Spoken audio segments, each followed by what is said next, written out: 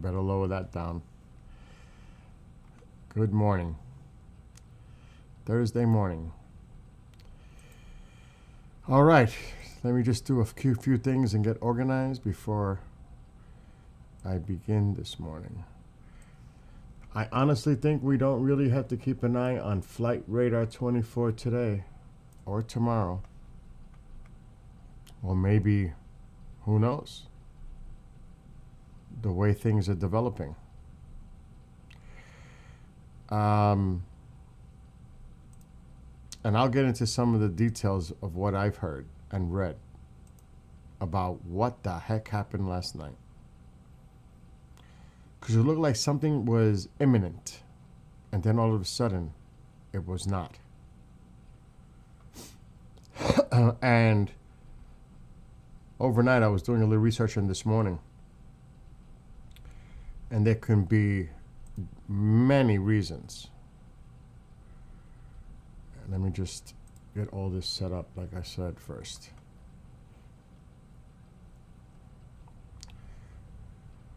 And right now, I think, sadly, the people of Iran are on their own. But there's other things going on.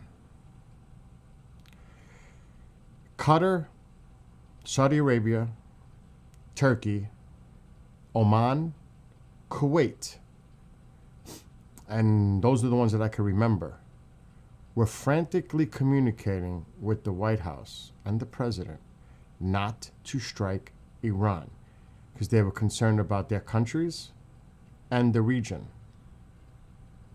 That's the consensus I'm seeing across the board, that they were the ones that pretty much said, give Iran another chance.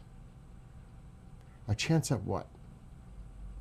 They're more concerned, of course, about their countries being attacked by Iran. Because remember, the bottom line is it's a Sunni Shia thing too. So it's complicated. But I think something was going to happen, and then they pulled the plug. Another thing, I said this yesterday when I first started streaming, and I think I am correct. We just don't have the pieces in place to do a consistent campaign against Iran. So if you don't do what you need to do on that initial strike, and now you have to be concerned about the retaliatory strike from Iran, and you're not prepared for that, well, you don't attack. Economic effects globally, including here. So the president is, he's contemplating all these different things that are going on and making that decision. The one thing, who suffers? The people of Iran. Because it looks like this is going to be suppressed. He promised that he was going to help them, and it looks like it's not going to happen. But here's the thing. As I say this, there's also another significant part involved, and I downloaded something that's very important for you to see. It's an image, but it's very important, and this is what I was bringing up yesterday. So I am not going to sit here and encourage people to continue protests when they are so confused and they don't know if the United States has their back, literally. I will not do that. Because you're putting people's lives at risk. And if they're not going to get logistical support, it's going to be so much worse for those people, which it already is. Because so many people went on the streets to protest. Really, not really protest, to create a revolution, to overthrow the regime. Hundreds of thousands, if not millions. And now all of their lives are at freaking risk because of the situation that's going on. And I'm not saying, because that could be part of the game, to keep this guessing game, but I need to show you something that's important. And this is the United States' fault. And this doesn't even have to do with what's going on with Iran right now. It's the stupid people that are in charge of our military, because they don't know what the fuck they're doing. I've said this from the beginning. We have incompetent people running our military. Bottom line. You should never have taken a carrier out of the presence of the Persian Gulf, first of all. That has been a consistent United States policy to keep that there. But they withdrew too because they got so busy with Venezuela and they spread themselves thin with South China Sea and and I'm going to show you why. And there's other problems going on. And this will indicate it. Watch this. Look at this map very carefully. So you see the blue underway, leaving the west coast. These are active near the west coast. This one is being decommissioned. That's the Nimitz. Then we've got the nonsense in Venezuela, where we've got a huge carrier strike group here, which to me right now, to keep it there is ridiculous, but that's another story. And it's slimmer, but it's one of the better carrier strike groups we have. And we're using it here. I get it. Then you have this, which is number 4, the George H.W. Bush. It's underway. Now, this is no way near the region. Now you have this one. Look at this one here. Number 2, the Lincoln. South China Sea, because of the threat of Taiwan with China. This is the one that is now going to go west and head here and get right here. Actually, not even there. Right here. And that's going to take 5 to 6 days. Pretty much at full throttle. So it's going to take almost a week for this to get here. And I mentioned this yesterday about the lack of a strike carrier group, which is so important to keep defensive measures, offense, defense. That is a seriously important thing to have there. So the dumb nuts, the stupid individuals that are in charge right now, and I have to say it that way, this should never, ever be a void. There should always be a presence here, either here or here, because of the Iranian threat. This has been U.S. policy for freaking decades. But no, they decided to pull it out and concentrate on some other bullshit that they wanted to do. But here's the other problem. This right here. Look how many are under maintenance. 1, 2, 3, 4. There are 4 carriers that are having maintenance done right now. So our fleet is thin. With carrier strike groups, we're stretched very thin. I was saying this yesterday. We're stretched very thin.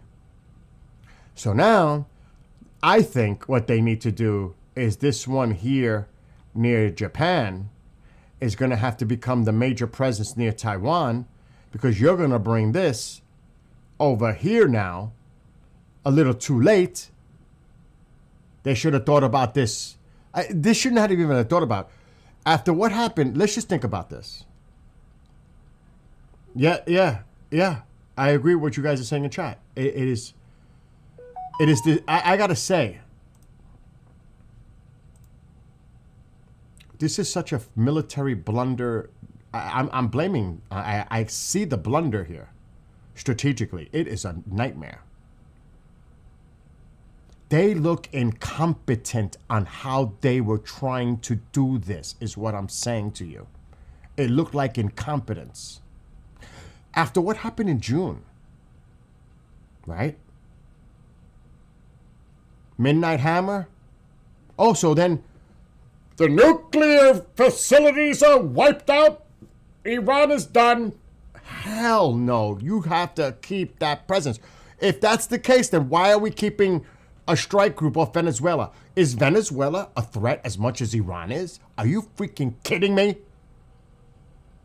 You're wasting those assets off of Venezuela to make people in this country go rah, rah, rah, rah, rah? Or is it more political, or is it strategic militarily to do the right thing? It doesn't make sense to me. See, this is where I'm concerned, where politics get in the way of what should be done strategically. And I think that has a lot to do with it. And it's crazy. And I'm pissed. I have to be honest. I'm pissed. I'm going to say it straight up. And again, people say, oh, you're just a warmonger. You're a war hawk. You don't make promises you don't keep. Because the same fucking way you say about Obama draws lines or Biden, well, now you look like worse because you sacrificed thousands of people that you said you were going to help. And who knows how many more are going to be detained, and who knows what's going on right now because it's martial law. This is worse than anything I've ever seen in a long time because of the incompetence.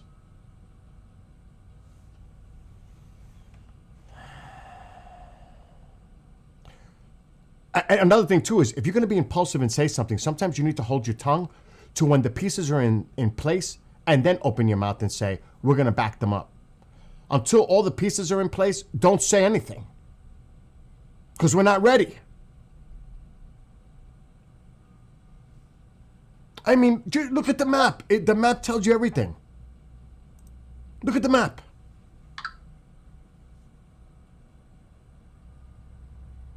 Look how stretched thin we are. Don't make promises like that you can't keep.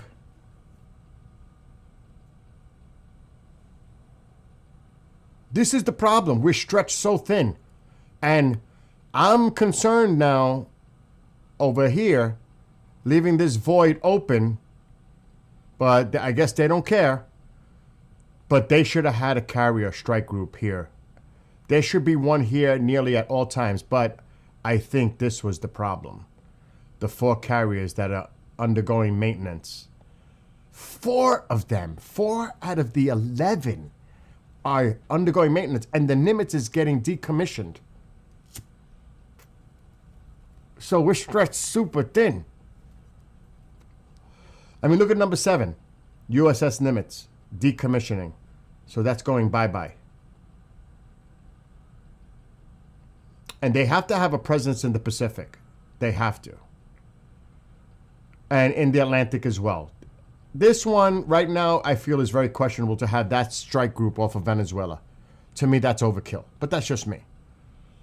But now, they got to rush this one, the Lincoln, over here and get it near the area where it can be a lethal force dealing with Iran. But we don't have nothing here. There's really nothing here for us to do. Yeah, you can use destroyers and submarines. We have limited capacity at some of these bases. But Iran is a big country with a lot of assets. It's not enough to take them on. I don't care if you bring B-1 bombers. What are you going to do, nuke them? There's only so much of a payload they can do. And then what happens afterwards? If you're going to do it, you've got to do it widespread. And I'm talking, it has to be not just significant, it has to be severe. And we just didn't have the pieces in place. So I don't know right now if he's stalling for time to get the pieces in place. He can be seen as, because it was Qatar, Kuwait, Oman, Saudi Arabia, Turkey that put pressure on him to hold back.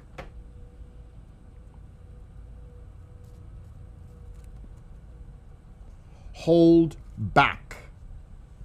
Those were the countries that I'm reading about that were involved. I don't know. I don't know if that's accurate. I don't know if that's true. But it seemed like something happened yesterday when we were all here watching it. I've got very good information from very good sources, you know, whatever he said, that they are stopping, they stopped killing the protesters, and they're not going to kill hostages. I mean, not hostages. They're not going to have executions of the protesters. They got in his head real quick. But you got to remember, they're thinking about their own countries being attacked by Iran. Obviously. Which does make sense for them. Because that's exactly what they're thinking about. They're going to get attacked. Because Iran said that. We will attack you too. Any country that is a whole host country to the United States launching from, we're attacking you too. And they're like, oh shit. Hold on. Because it really did look like last night something was going to pop off. It did. And then it didn't. All right, so I'm going to read your chats now. So I'll say this, though. And this is bad because this actually restabilizes the regime. They just got another fucking breath of air. And I said that 2 days ago. You can't give them any space, anything. And we did. They were on the brink. At Sunday night, it was bad. And then they cracked down on those few nights and threatened anybody on the street would be shot. That's what I heard.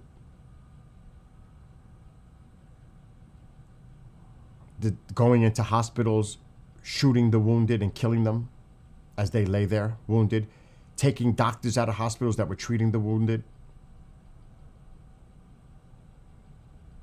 It's like, how many fucking people need to die? 100,000? 50,000?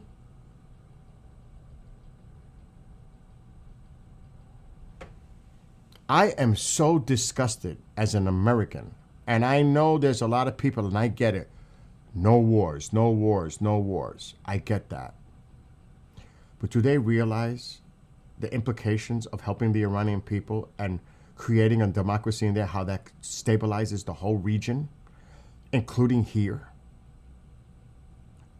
And if they want to look at money, the investment that could be made in the Middle East by U.S. companies, they talk about fucking oil all the time.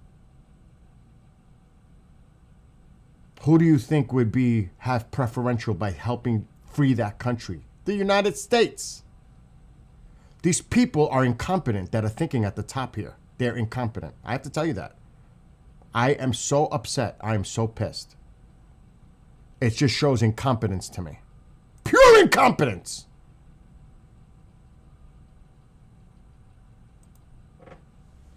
Because those people are this is worse than Obama. This is worse than Biden. You know why? Because those people that sacrificed and believed that we were going to come and help them, all those people are going to say, we can never trust these fucking Americans again. They betrayed us. That's what's going to happen. And how many people are going to lose their lives and be arrested, and who knows what they're going to have to deal with, and yet to come as a result of this? Because you said you would rescue them. You would help them. Help is on the way. Where's the fucking help? I am livid. I have to be honest. I am not happy. And it's not about wanting war. It's about doing the fucking right thing for democracy. That's what the United States always represented as a country. Freedom, democracy, support of it. We're losing our values as a country. And the respect. Bottom line. And like I said, I am really upset. I cannot tell you how upset I am. Not because I wanted war. Nobody wants war. But what those people were doing, and they're crying out, please, Mr. President, help us. Naming, putting street names, writing, drawing images.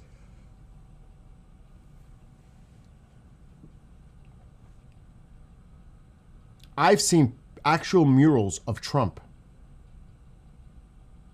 in Iran. You know how they put the temporary placards? Donald Trump Street. We saw all this. People making videos. Please, Mr. Trump, help us. We need your help. Oh my God. This is worse.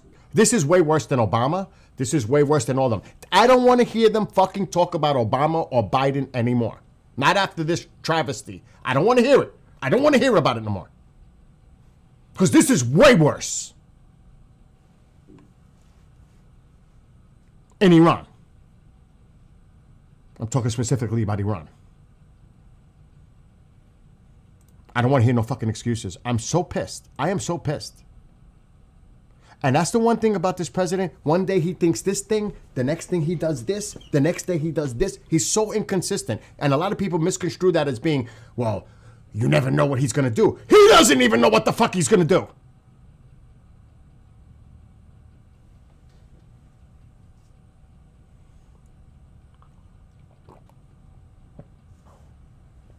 I mean, he could wake up on the wrong side of the bed and make another decision. I am pissed. I can't tell you how upset I am for the people of Iran. For the people of Iran who are going to suffer incredibly because of this, and the fucking regime is most likely going to stay in power now. Unless something happens that I'm missing.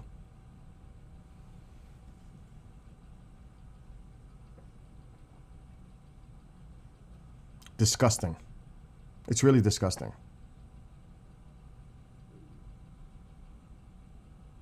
I don't even know what to fucking say anymore. I'm so pissed. I really am. It's the lack of, but then again, I got to look at this from many angles. I got to be fair about this, and I'm going to try to be. We were not ready. We just were not ready to make a strike that would be so significant that it would have really resulted in pummeling their asses where maybe they didn't have that much of a response. And I know people are saying, oh, that was a test. That was a dry run so we could light them up, so they could light up and we could see where they are.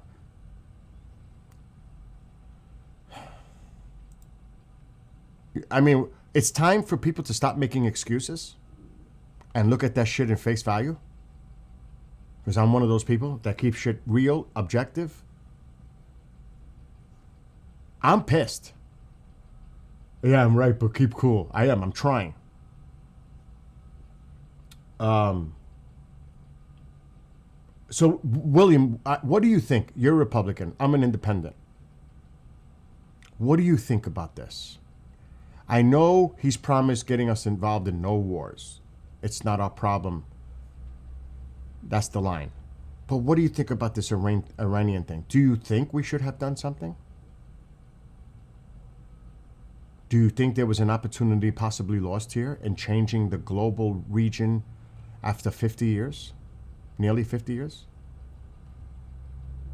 Bringing peace and stability to the region, getting U.S. investment back into Iran, getting our influence back in that area, diminishing China and Russia, establishing peace between Israel and Iran, destroying the money flow line of the proxies. Do you realize how many ramifications were at stake here? United States bases, you may not need as much as a presence. You don't need to spend that money after decades and decades creating a deterrence against Iran by spending all the money that we have to do to keep our people there and keep them safe. I mean, there's so many layers here, like a fucking onion. It's got me pissed. The president has totally, like I said, I don't want to hear about Obama and Biden anymore. I don't want to hear it. Because this is worse than anything I've ever seen. The sacrifice of thousands and thousands of people and people being detained and letting that regime stand in power when you told them you were going to help and rescue them. Help is on the way. And you betrayed that trust of the people. This is horrific. I hope that I'm wrong. I hope that this isn't the end of it and there's still the possibility of regime change in Iran. But this was bad.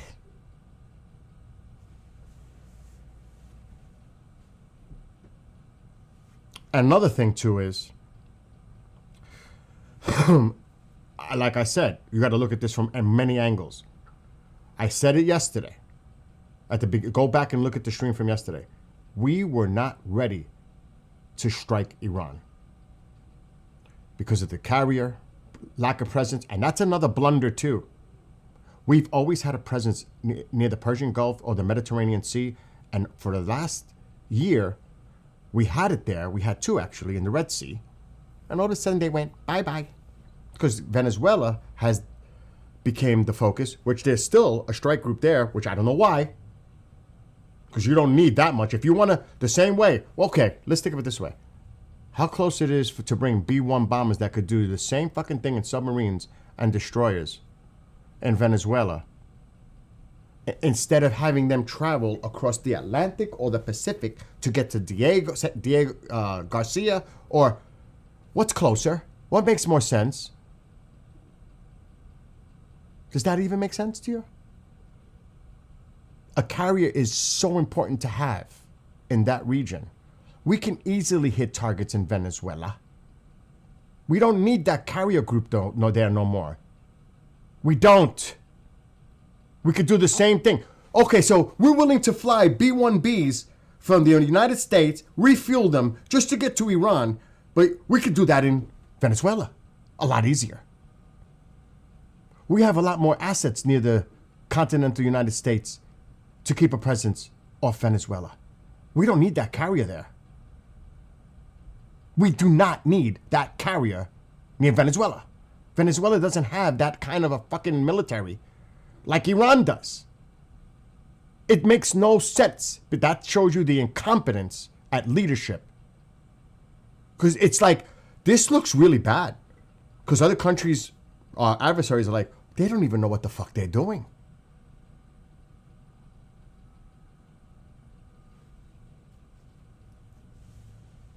I'm telling you, and like at 30 knots traveling, it's going to take time, 4 or 5 days at least, for this to leave the South China Sea area, the Lincoln, to get, where it needs to be, right about here, or even here, or even here, somewhere in here. This should have been here. This should have been here before you open your mouth and say, we're going to help you. You should have been patient. You shouldn't have said anything, because those people were listening to you like everybody else does, and they're going by your word, and they are confused right now. They are confused, to say the least. You have to see all the posts on X coming from Iranians. They're like, what happened? Where's the president? Is he not going to help us? What is it going to take, 100,000? They feel abandoned. They feel betrayed by the president. Don't take my word for it. Go look at X. Now, on the flip side,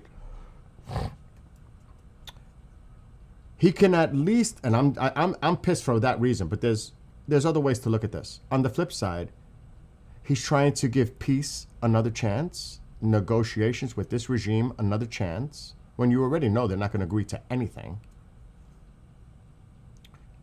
Because, like I said, Qatar, Kuwait, Saudi Arabia, Turkey, and there was another one. I'm missing one. Oman put pressure on him last minute not to strike Iran. He said and the main thing was like, give Iran another chance. Because again, they were worried about their countries getting hit. That's where, our bases are located. They were worried about getting hit by Iran. They're looking out for themselves, their self-interest. You can't blame them. You can't. And he posted this morning on True Social, the execution did not happen, which it seems that is truth. I don't know about, we still don't know how to have that internet, so we don't really know what's going on in Iran if they stop killing people. And now they're blaming the Mossad for starting this whole thing. So is the president believing that narrative that outside influences started to shoot and it started to spark this whole thing? There is evidence to the contrary that the IRGC and the security forces were firing on the people. They weren't being fired at. They were firing at the people. So I don't know what the hell is going on. I am so confused, I don't even know what to say. Now I'm going to read your chat. That's just my opinion, my take. And now, what will Israel do with Iron Strike, Operation Iron Strike? Do you think that Israel is going to say, oh, screw this? Screw this. We're going to hit the targets we discussed with the president 3 weeks ago that we plan to do. The ballistic storage facilities and manufacturing and all that. Do you think Israel is going to act unilaterally now? And what would the United States say then? I don't know. But there's rumbling that Israel might take action after all by themselves and say, listen, we got to look out for our best interests now. Obviously, he's not. We might have to do it on our own. They've done it before, but they're going to get, I don't know. What's the plan? This is cray. Yes, subs. Subs are out there. You got to remember, you could have subs, you could have destroyers, you could have B-1Bs, you could have all that. The point is, if you're going to hit him, you got to hit him hard, really hard, and take out as much as possible. If you don't, you got to worry about the counter.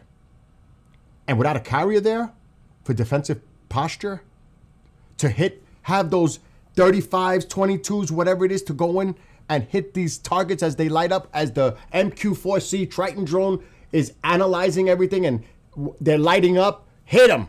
We don't have that. We're very limited. It's one thing to say, yeah, we got the subs, we got the destroyers, we got the B-1Bs. Well, after that initial strike, then what happens? You better wipe them out. It's a big country. And who knows what Russia and China are supplying to them. And you have to take all that shit into consideration before making that first strike. You have to weigh everything. And there is still time. Now, here's the thing. Like somebody just mentioned, there's still time. If Iran slips, regardless of what's going on, I think there's going to come a time where we are going to hit them. But as far as the regime, you're going to have to target the regime now. I was saying I would hope that the Iranian people could bring them to justice. It may not be that choice anymore. We may have to take it out, or Israel might want to take out the regime. We may have to take it out if it comes to that. You may have to target the regime and target the IRGC. It may have to come to that. I don't know. I'm pissed. I have to be honest. The Nimitz is getting decommissioned. I can show you on the map. I pulled this up earlier. This is what got me spurred on too. Look at the map. Nimitz, decommissioning. There are 4 carriers under maintenance right now. They're not going anywhere. 4 of them. You've got this one here by Venezuela. We know that.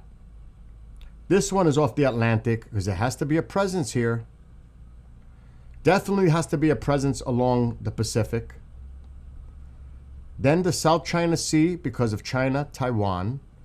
You have another one near Japan. We know about the Korea, this whole area. But now they're going to pull this one. Allegedly, the Lincoln is now going to head west and end up here somewhere. But that's going to take a few days. We are not ready. Again, you might say, well, we had 2 here, but they're now here.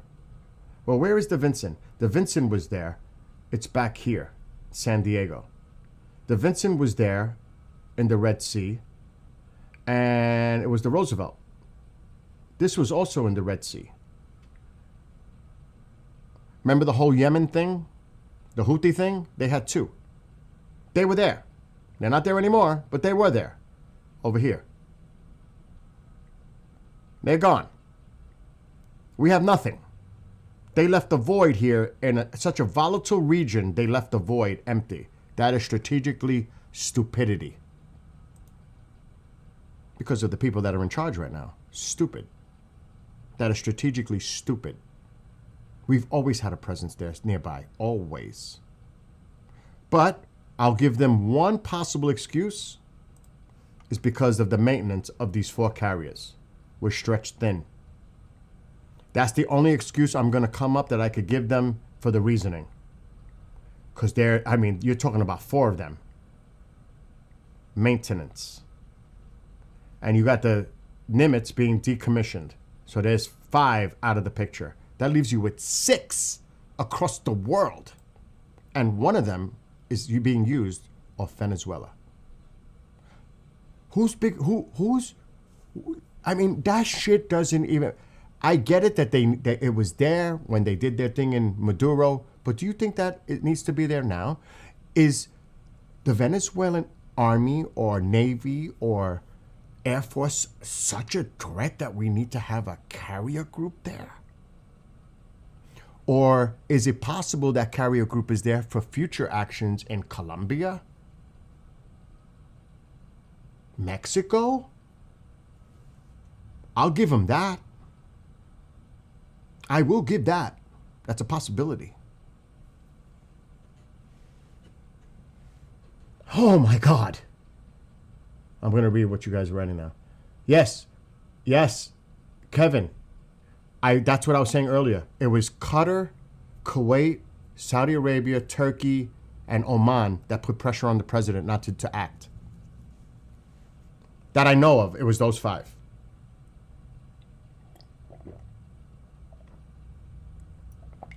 That's what I read. Now, again, you take everything with a grain of salt. Is it true? Is it not true? Who the hell knows? But it's sure like something was imminent last night, and all of a sudden, it stopped. And remember that plane, that video I showed over Iraq? They believe that was an Israeli plane. They believe that was an Israeli plane that set off the Iranians, thinking that the Israelis were up to something. So they put their shit thinking that it was Israel was about to launch an attack on Iran. Not necessarily us. They were worried about Israel. Because I think behind the scenes, the president had told them, it won't be us. We're not going to strike you. Now, do they believe the president? Would you believe the president if he tells you one thing and then the next day he does the opposite? But that's great because he's unpredictable. I like that. That's the one thing. I wouldn't take his word if I'm Iran that nothing's going to happen. Hell no. Put my guard down? Are you nuts? No. So Kevin says, and I'm reading your chats now. Qatar, Saudi Arabia, and Oman have lobbied the Trump administration against striking Iran. Per the New York Times. I didn't see that.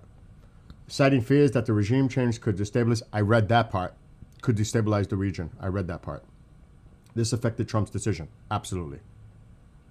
That's what I'm talking about. I read that. I didn't read the New York Times. I'm not paying for the New York Times, and I don't read the New York Times. I'm just saying. Nimitz carrier group was recruited from South China Sea, and not sure exactly when this month, but it was rerouted towards the Middle East. Source Googled as current status. So maybe it's bullshit. Maybe it's not being decommissioned based on that map, because that's a recent map that I put up on the screen. Allegedly, it's being decommissioned and it's heading toward Washington State, if not there already. I feel a bit disheartened, but I really do think maybe he was waiting. I didn't think he would, but my hope is we wake up Saturday and see something happening. I am agreeing with you that we might still see something happen during the weekend because it's happened in the past. If you think about Venezuela, it was a Saturday. If you think about Midnight Hammer, it was also on the weekend. I think it was Saturday night or Sunday morning. Plus, they don't want to affect the markets, which people have mentioned numerous times, which is true. You could still see something happen in the weekend. I agree. Dusty, okay, Sean, I need a mod to link to Reddit post of Inside Iran. I can make you, Sean, do you want me to make you a mod? I'll make you a mod so you could post if you like. I will do that. I don't really know you, and I usually don't do that, but if that's something important, then we will. She's asking D. She's telling Deep, if he doesn't follow through with the help is on the way, I'm going to lose some respect there. There is a promise. That's what I'm saying. And I don't want to hear about, like I said, I'm an independent, so I'm objective. I'm like right down the middle. I like to look at things objectively. I don't want to hear about Obama, red line. I don't want to hear about any other shit, because this is bad. Because literally thousands of people put their lives at risk thinking that you had their back, and they risked themselves. And people might say, they didn't risk themselves. This is their country. They got to fight them. But when the president says help is on the way, or I'm going to rescue you if I find out that there's people being killed, well, what the hell? Don't say it then. You need to take a look at the 1981-83 massacre, and you have to look at what Muhammad Galani said. I'm reading all your stuff. I think that's the biggest... Oh my God, I lost it. Where was I? Hold on. I think that's the biggest reason we won't attack any time, since we don't have the assets. I agree. I said it yesterday. Remember I read that whole article, that think tank military analysis article yesterday, and I said, we're not ready for an attack. We're not. We don't have the pieces in place.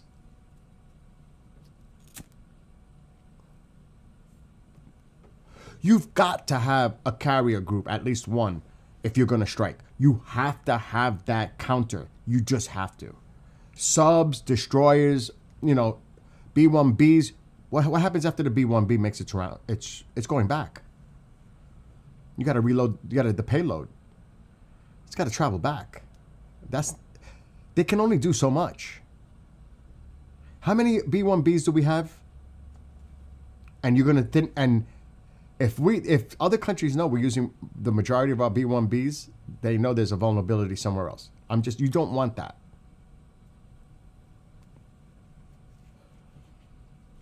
Yeah, the B-52s. What about the B-21?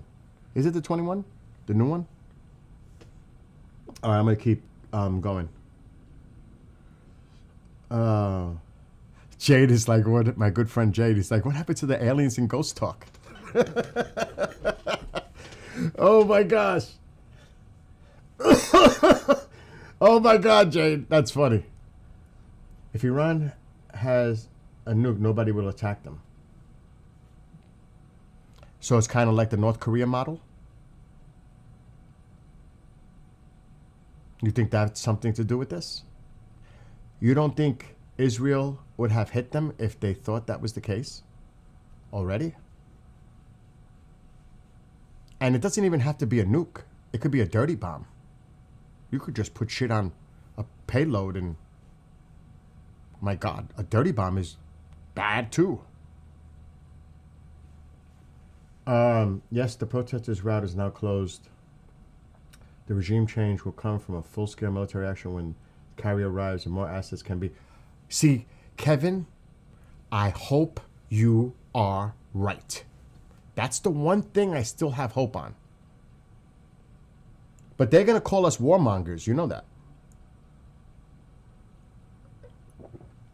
Warhawks.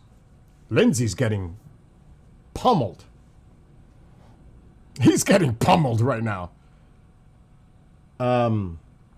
It's just really unfortunate for the Iranian people and the countless who lost their lives. Yes. Then I mean, you hear numbers 12,000 or more or whatever, 2,000. Bad. Nothing He hasn't made a decision yet. No, he has for now, but that doesn't mean he can't change his mind 2 days from now. Today. I thought they were going to have an emergency. The United States called for an emergency UN Security Council meeting. Did anybody hear about that? I got to look that up. U.S. Like, now, if that is the case, wouldn't that be funny that the United States doesn't really acknowledge the UN, but now they're calling for a UN Security Council meeting? I mean, that's like crazy in itself.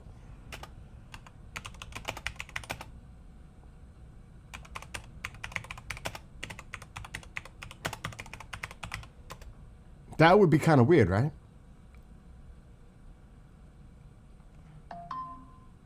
Today. Yeah, they are. But I don't know if the United States was the one that called for it.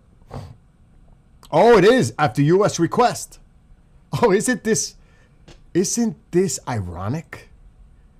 The toothless paper tiger UN, and the United States wants nothing to do with the UN, and all of a sudden they call for an emergency security council. What? UN Security Council to discuss Iran's deadly protests after U.S. request. And this is today. Thursday. Is it happening right now? Is it? I may need to check this. If it happened, it probably did already at 10 a.m. I heard about it, but I forgot about it. Isn't that ironic, though? The United States is calling for a emergency UN session, Security Council session. I find that so ironic. It's like, come on. But I thought you guys say they're worthless. But I think it's more than that, obviously. I'm just being sarcastic. I think they want to put their point across to the other countries in the event that we do hit. We told you so. We warned you. So that could be the piece before things actually happen. Make it, known to the other Security Council countries before we do anything. We told you. You did nothing, but we are. That could be. That could be the ploy.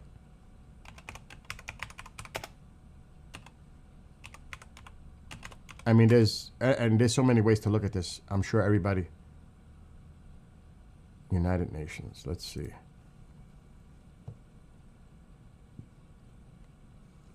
Let's go live. Upcoming. Iran. Upcoming. 3 o'clock this afternoon. 3 o'clock. I'm looking at it. Oh, we need to pay attention to this one. Iran Security Council. And it's at 3 p.m. That's going to be interesting. 3 p.m. Eastern. So I'm keeping an eye on that. I want to see what's said. And the United States called for this session. Because the like I said, the United States is doing this because they many people, I would say, it doesn't matter. I think bipartisanly think that the UN is worthless.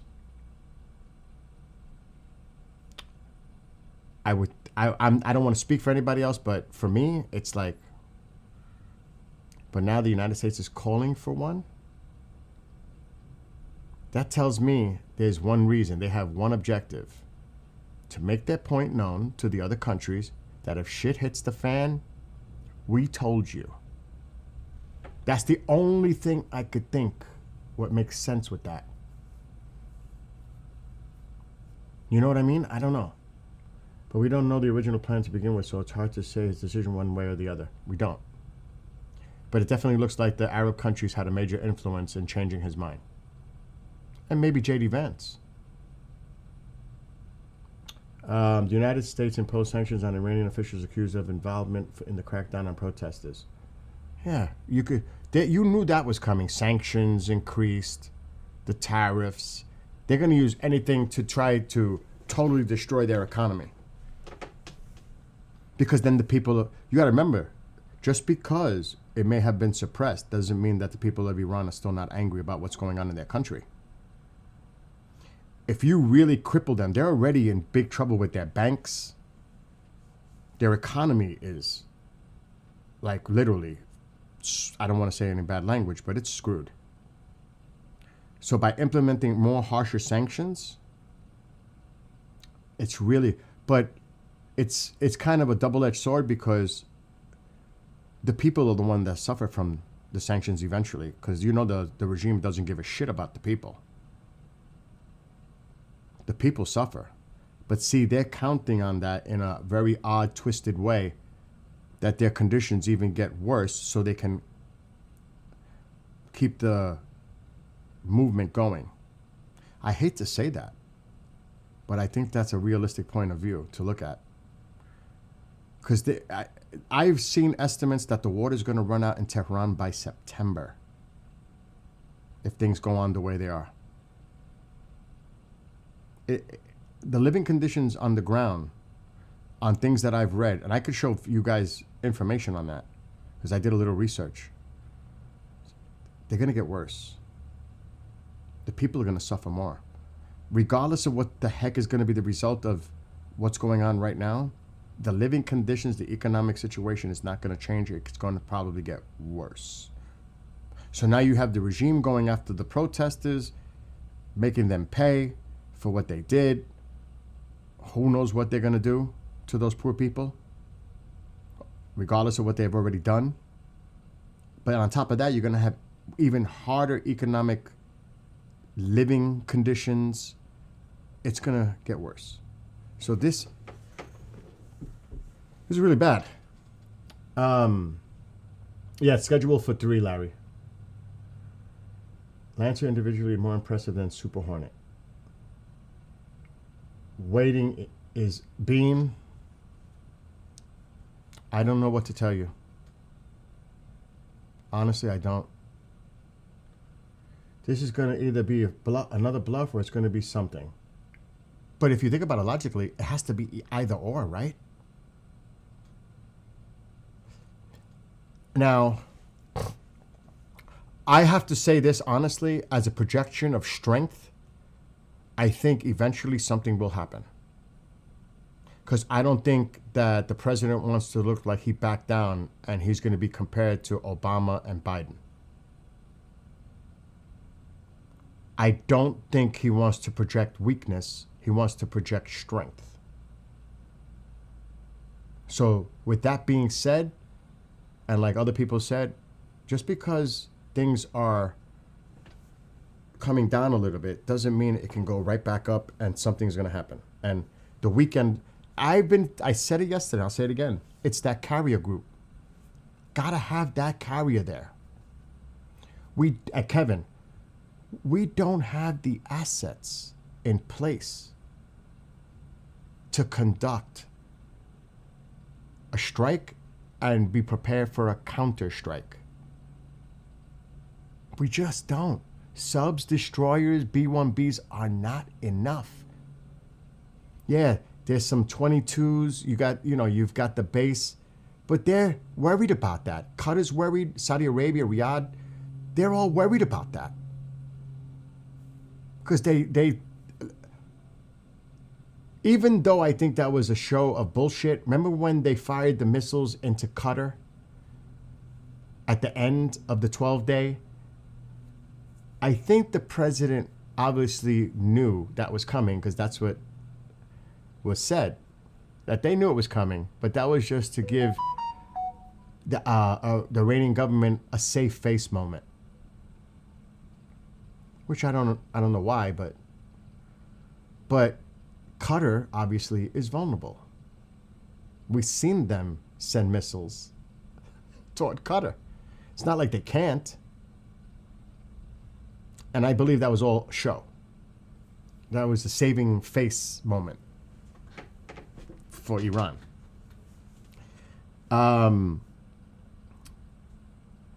Ivan is back saying, I told you Trump was bluffing. No, okay, so it wasn't a bluff.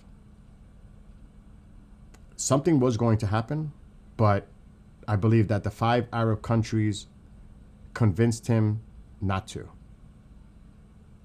Oman, Turkey, Kuwait, Qatar, Saudi Arabia. Those are the 5 that I've heard. And there could be more. I think there was some dialogue last minute, and because they were concerned about the region, the instability that would create, actually, the market, the oil, everything. Everything was put on the table. If you do this, this is going to be the result. And I think he weighed that. But I will say this. There's a lot of things that are a result of this.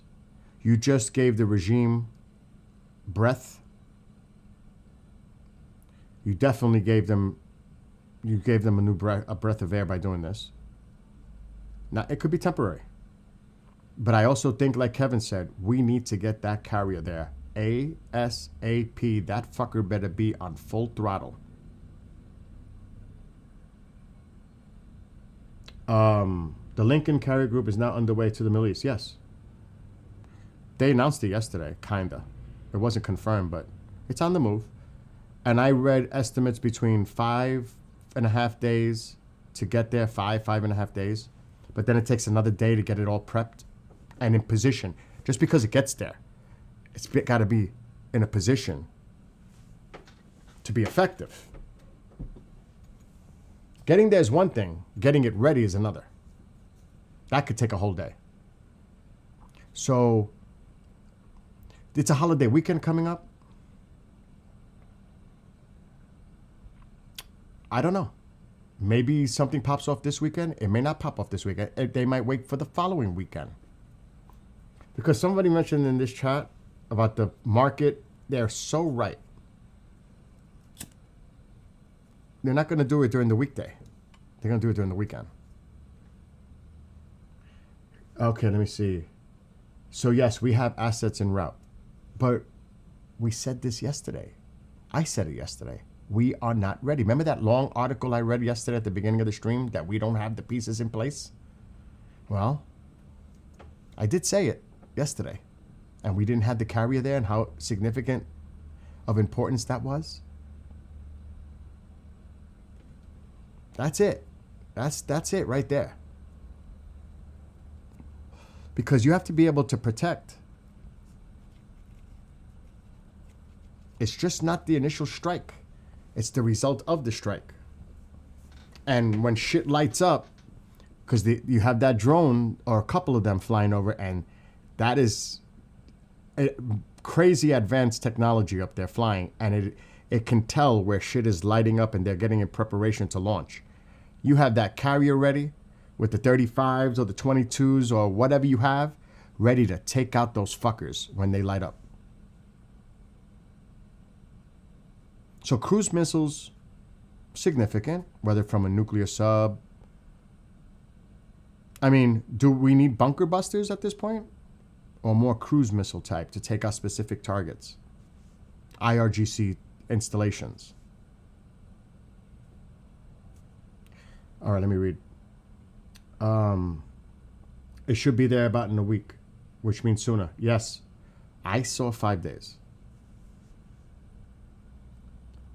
It's public knowledge that the USS Abraham Lincoln carrier group is on its way to the Persian Gulf. Plenty of confirmation by news. There you go. Larry even said it.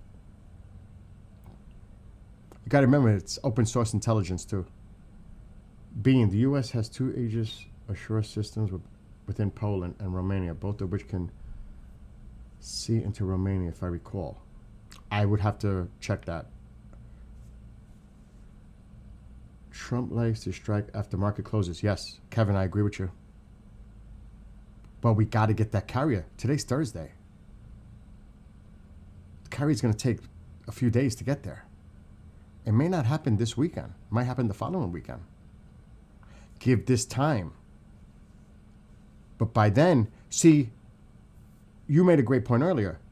even if the protests are diminished and suppressed, does not mean that the United States will still not take action. Does not mean that, because if you do, the people can still rise again, because you cannot do this to those people again. You cannot make promises you don't keep, and the people are sacrificing themselves and dying on the streets by the thousands and getting arrested by the tens of thousands, and you just can't leave them hanging like that. Help is on the way. I'm going to rescue you. And then nothing happens.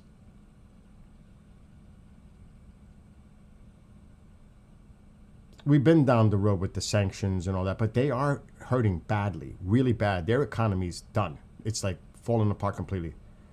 The 5 banks, done. Their economy is shot right now. Okay, hold on, I'm reading. Sorry, y'all. I've been stuck in meetings since this morning. I'm not even going to show flight radar, because believe me, there ain't going to be nothing to see.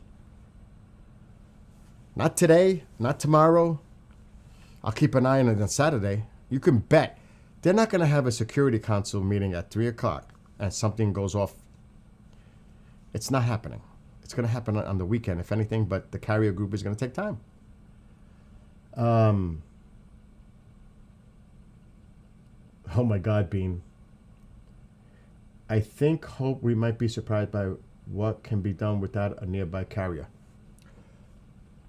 You think, right? But are you sure? Wouldn't you feel a lot better having the carrier there than not? Are you sure that you're going to be able to hit enough targets in Iran, which is a vast country, and then be vulnerable for the counter at U.S. bases in countries and Israel? You're banking on a lot. That's a gamble. Is that a gamble we're willing to take? That's all I'm saying. And yes, we do have a lot of assets that's not publicized. I'm not losing complete hope either. I'm not. Because, like I said just a few minutes ago, I do not think that the president wants to be viewed as being weak when he projects power and strength. I don't think this is over. I just think that an opportunity was missed when there was a momentum thing going on, especially by the people of Iran. And what are the people of Iran thinking right now? That's the thing. They're confused. They're probably saying, what happened? I thought he was going to help us. They're probably confused. Like, if they were paying attention to what happened last night, they probably thought we were going in. Could you imagine the airspace is closed? And because they're not stupid. They get the news too. They're getting information. They think something's about to happen. And all of a sudden, nothing. That's demoralizing for them. It's what we say is one thing with our opinions. What about what's going on there, those people?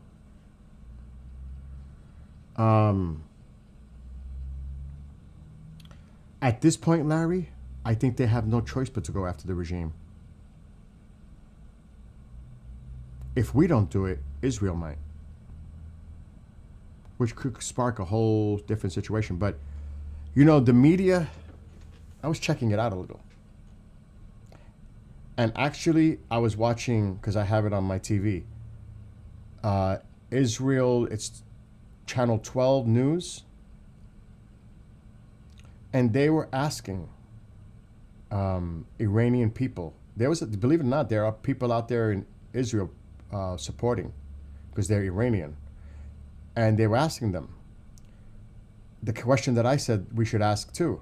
Do you think the Iranian people would support an Israeli strike against the regime or not? I didn't hear one person say no, but then again, that could be selective. That's what it's like, I'll film somebody that says yes, but I won't film somebody that says no. Got to be careful with that. So, you know, they're going to have people that say, yes, we would love Israel to do it. But what about the people that say no? Are you going to put them on camera too and show them? Got to be careful with that. New Arab governments believe U.S.-Iran tension has de-escalated after diplomatic efforts, according to people close to Arab governments. Yeah. I saw that article this morning. I actually saw the Financial Times article. I know you're posting it from X. There was actually an article about that. B-52 has standoff capability. Oh, God. Goldie must be going nuts. Tusi was on this morning, but he was talking about the craziness going on within the politics in the UK. Remember they're distracting B-52s on Diego Garcia? Yes. That was great, by the way. That was so well done. That was so well done, the distraction. It made it seem like they were going over the Pacific, and they were actually going the other way. That was so well done. That one, that was well done. Midnight Hammer.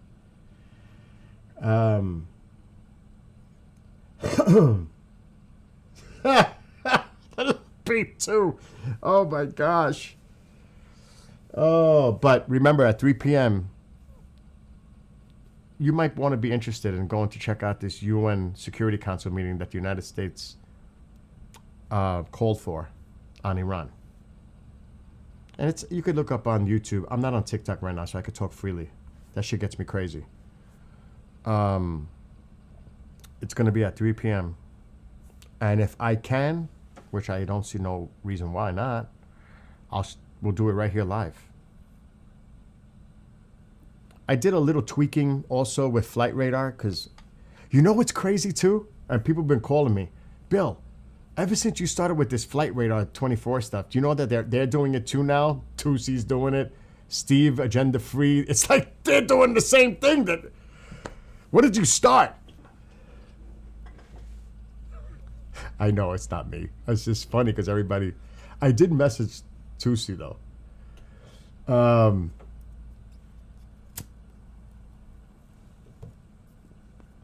But I changed a little bit of its appearance when I use it again.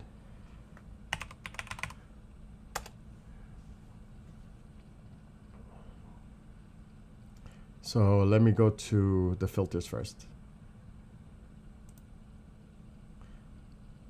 And you'll see in a second how I got it looking now. A little different.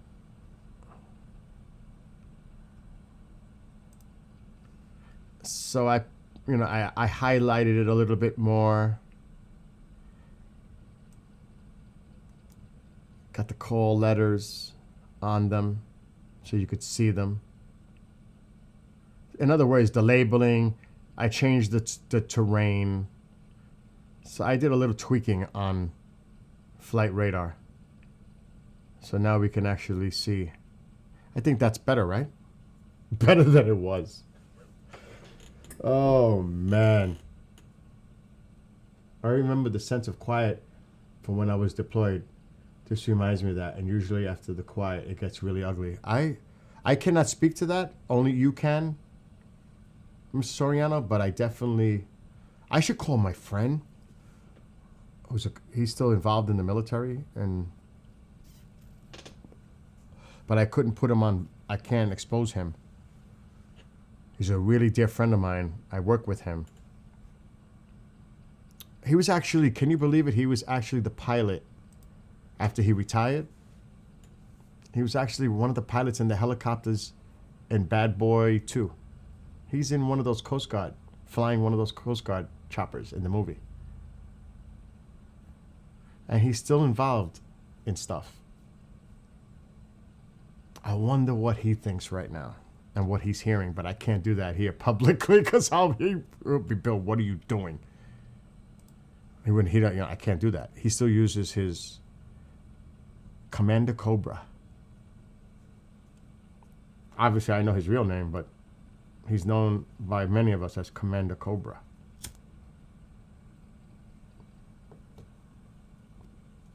Because he's still involved in stuff. And he tells me some stuff, and I'm like, holy What? Because I'm busy live right now, Mom. Everything's okay. Everything feels heavy, and then finally when you let go of it a little bit, then the storm comes. I still believe that it's possible. But I still think that they're really looking at that carrier group as being significant. It's on the move. They think it's significant to have it there. It should have been there. Something should have been there. In my opinion, we should have had at least one there. But again, if you look at that map, 4 are undergoing maintenance. 4. TIE fighters would just stop, then bam. Stop to reload and breathe, and then the second you go to eat, take a... Oh my God, Mrs. Soriano. Oh. Like, I'm really curious to see, because China's going to say a lot of shit. Russia's going to say a lot of shit. Iran's obviously going to say a lot, if they're even present, and which they will be.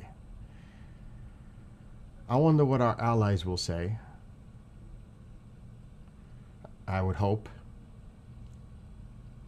It's going to be an interesting Security Council session, I think. Air cover is vital, and another source of aircraft. You overwhelm them. That's what I'm saying.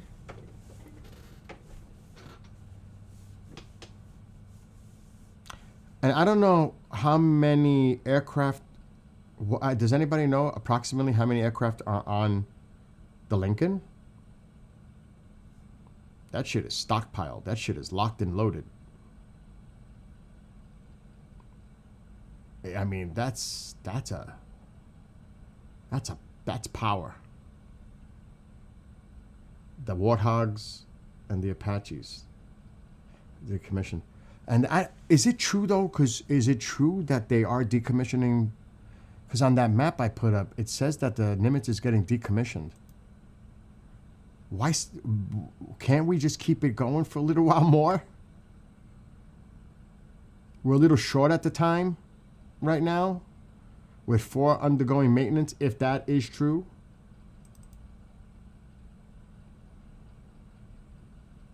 Really? I know it's decades old. I get it. But really? I mean, there are 4 undergoing maintenance. The Truman, the Eisenhower, the Reagan, the Stennis. 4. And then it says here, USS Nimitz, decommissioning. Number 7. It looks like it's in Washington State.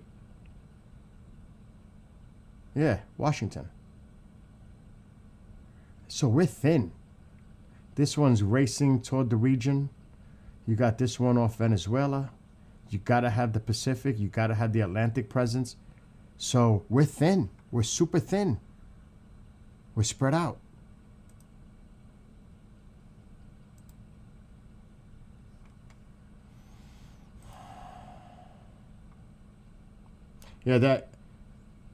Yeah, it's definitely kept quiet.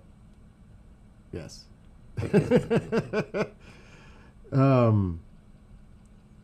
Yes, swift and decisive. Yes. 60 to 90. That's freaking significant. That is significant.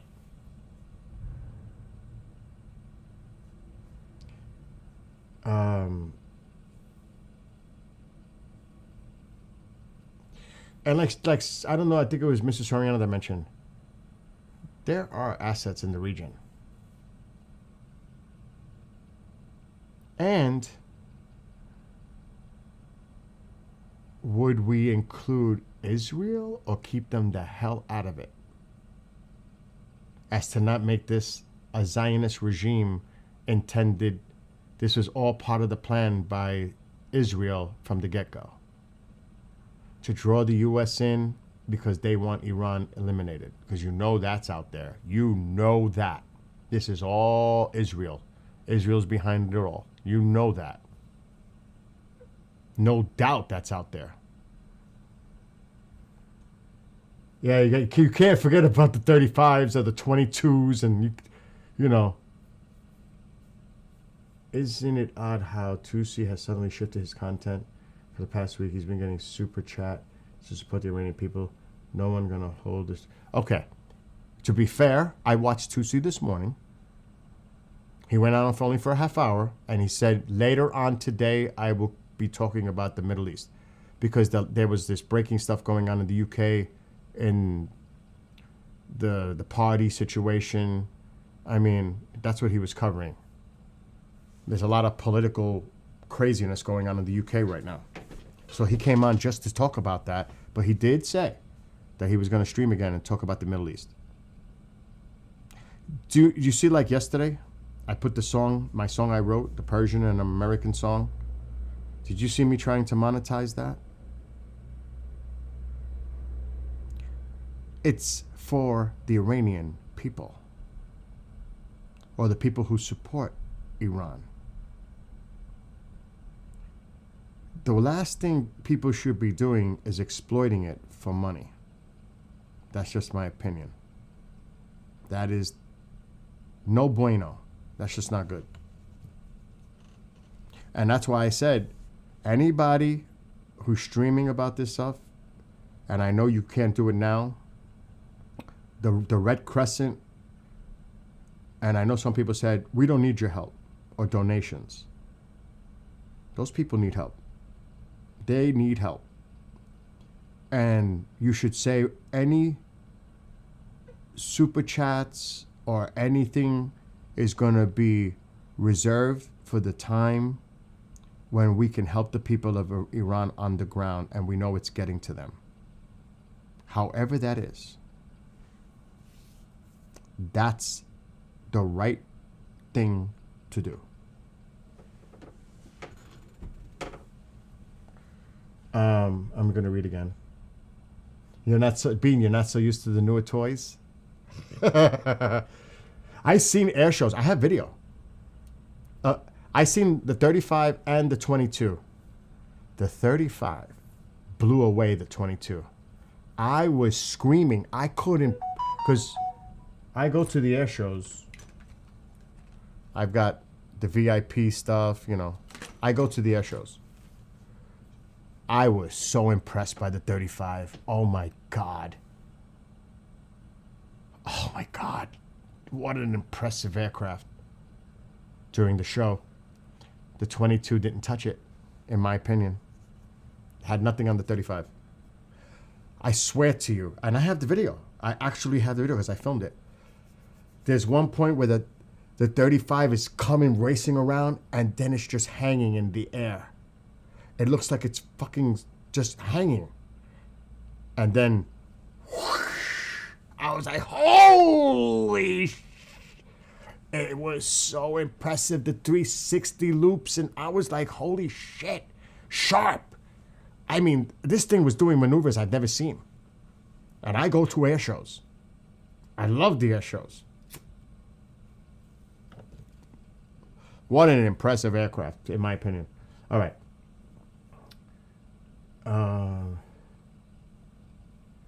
He said last night that the strikes happened. We were here all night. We never said they were striking Iran. It looked like it was imminent when they closed the airspace. But none of us in chat, or neither did I, say anything about their hitting Iran. How would you know? You can't get ahead of this. You can't. That's not a good thing. No bueno at all. I don't know. I can't say that he did or did not. But if you're saying that, that's... I know you're a good guy, man, but I sense the weakness of some of these people. I know for a fact they're two-faced.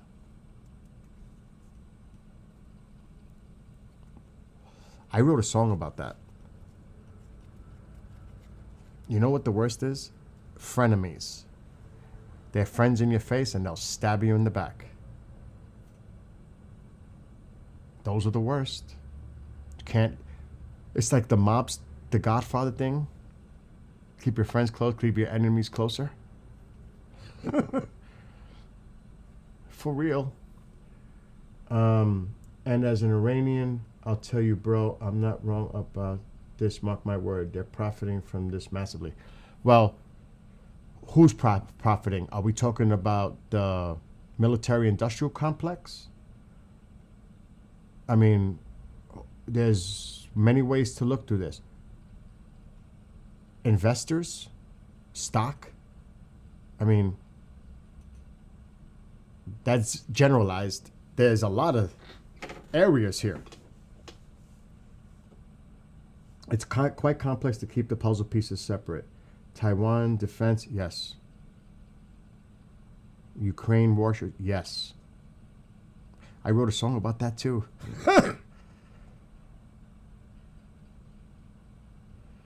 You're right. Can keep potential actions to a minimum. Yeah, you're right. Because if we put all our investment in one area, leaves those vulnerable and open. You're absolutely right. I remember playing Stratego and some other games. I'm like, you got the pieces on the board. I hate to use that as an analogy, but you're Larry, you are on point. You all are. All of you are making great points in chat. All of you. I had somewhat of a thought. What if the U.S. is avoiding this conflict to protect its ally? It is protecting its allies in the region. They're concerned about getting attacked by Iran. That's why they got involved. Not so much Turkey, because Turkey's off. But the others are concerned. Destabilizing the whole region. They are. They're grifters, dude. I hear you. I hear you. But that's your opinion, and I get it.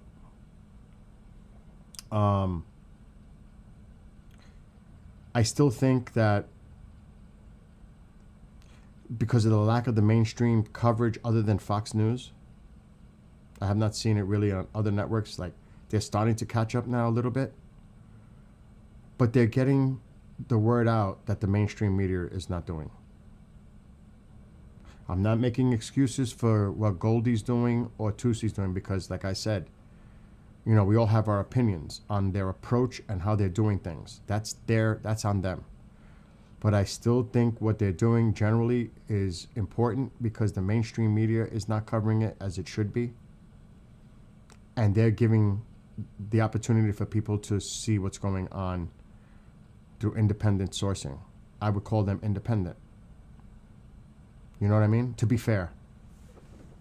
Oh my God, my fire went out. I'm freezing over here. I'm freezing. That's why I got my Iron Maiden stuff on.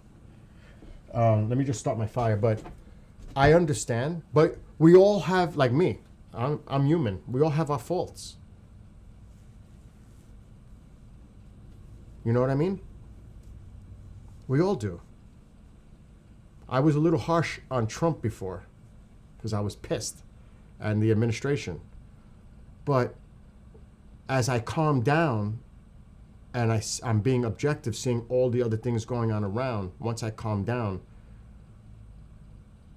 and not reacting emotionally or irrationally or impulsively, it can be misconstrued what I said an hour ago to what I'm saying now as I'm cooling down. So I'm at fault for that too. You know what I mean? But it's a human reaction. That's why I always say, don't use the word feel. Use the word think. Because if you let your emotions get the best of you, a lot of those negative emotional things are negative.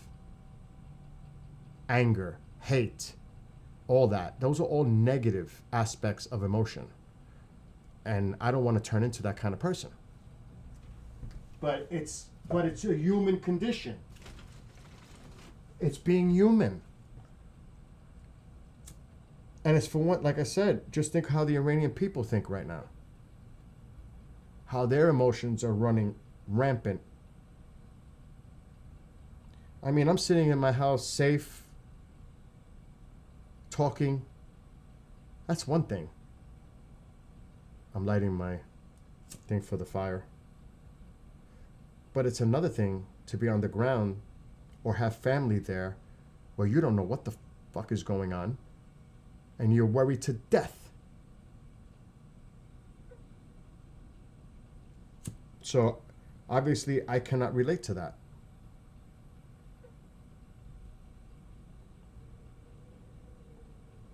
And all I can do is pray for them and do whatever I can on my end to support them. That's it. It's plain and simple. And try to see if we can find any information in real time to see what's going on. That's all. It's not complicated. It's pretty simple. To me, at least. But it's not that simple, but as far as how I think about it. I'm trying to get this fire started because it's chilly here.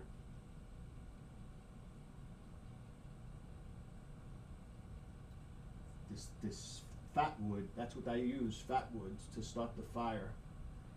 Not doing too well. Oh my God, it just went out. I have a wood stove next to me. This thing just does not want to light. You guys can't see it, but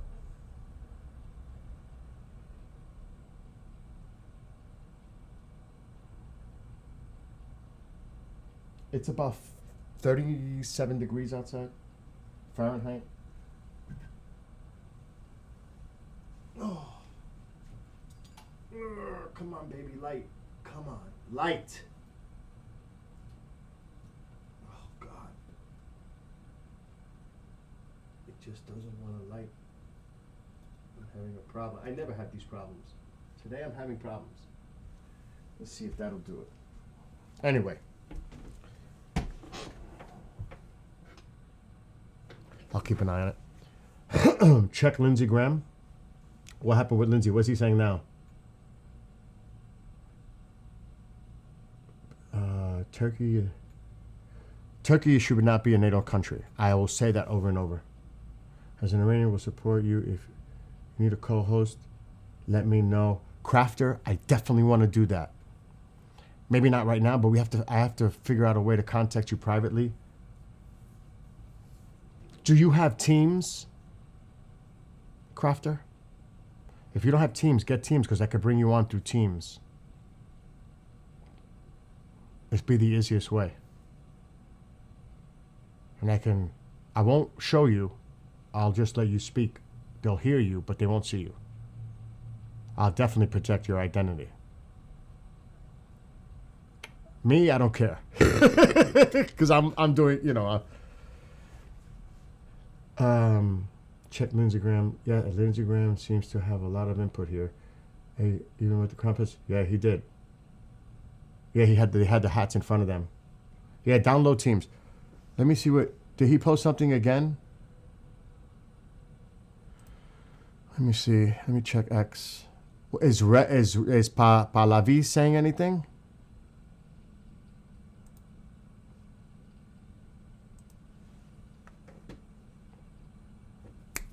X. I need that fire started. I had 1 cup of coffee. I may have to get more.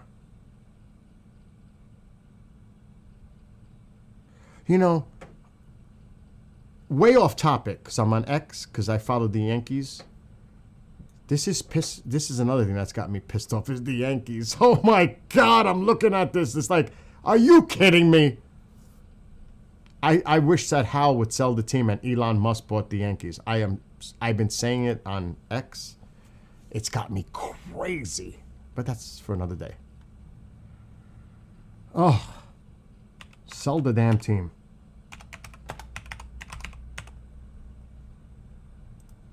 Elon would buy the Yankees like that if offered. Oh, forget it.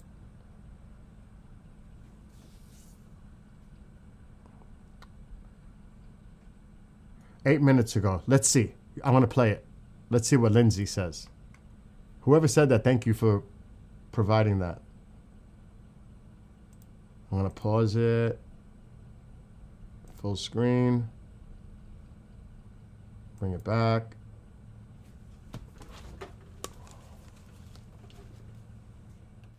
I want to play it. Let's see what Lindsay says. Whoever said that, thank you for providing that.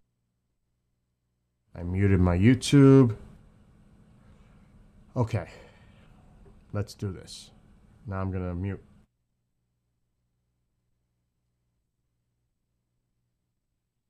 There are a lot of headlines out there that are, in my view, not accurate. President Trump's resolve is not the question. The question is, when we do an operation like this, should it be bigger or smaller? I'm in the camp of bigger. Time will tell. I'm hopeful and optimistic that the regime days are numbered. I agree. And I know a lot of people are going to say Lindsay's a war hawk. He's always been a war hawk. He's always had this kind of rhetoric. But he's right. It's got to be bigger. It's got to be all out. This can't be a small strike. You got to go in there and really do some significant damage to the regime. Otherwise, don't waste your fucking time. He's right. I have to agree. I got to agree with the guy. I don't know what you all think, but can we get the carrier there at least and then make a decision? I think the carrier is significant. I know a lot of people disagree with that. They say we have enough assets in the area to do it. Wouldn't you feel better? I use the word feel. Wouldn't you think it's better if we wait for the carrier to get there first? More cards? More firepower? And you don't have to worry about other countries. Ooh. Well, we can launch from our carrier.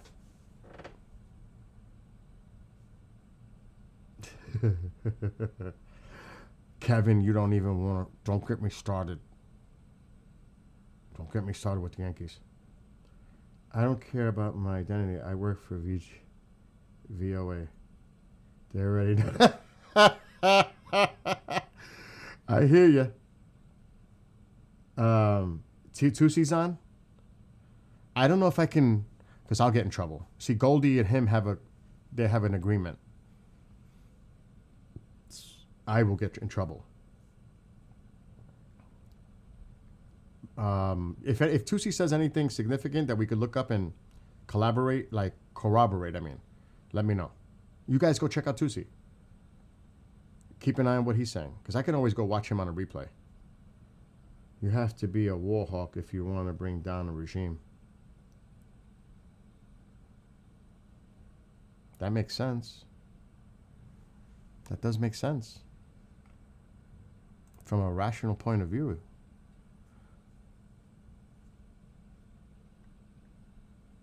Let's see if I find anything else while I'm here.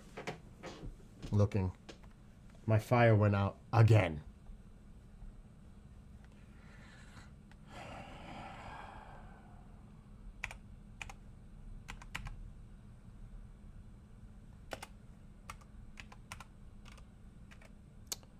Oh my God, what did I do?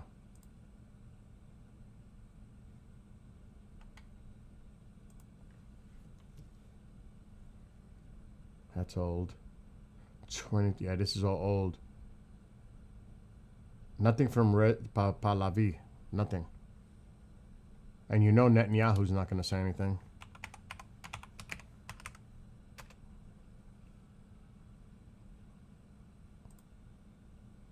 I'm going to check Ted Cruz a few.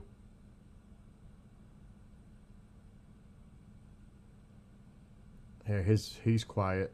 Netanyahu. I'm going to check the telegrams too.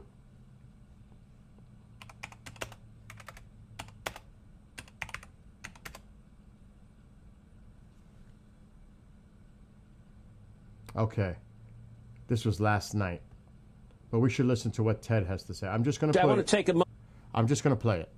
This is what he said last night on Fox News. Ted Cruz. moment to speak to the people of Iran.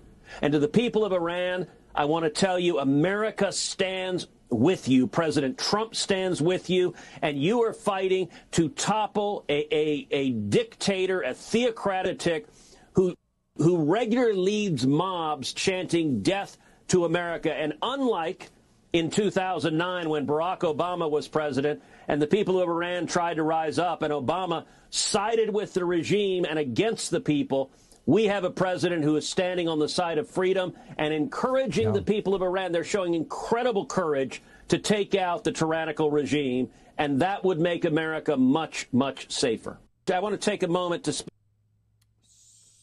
So that was what Ted said last night.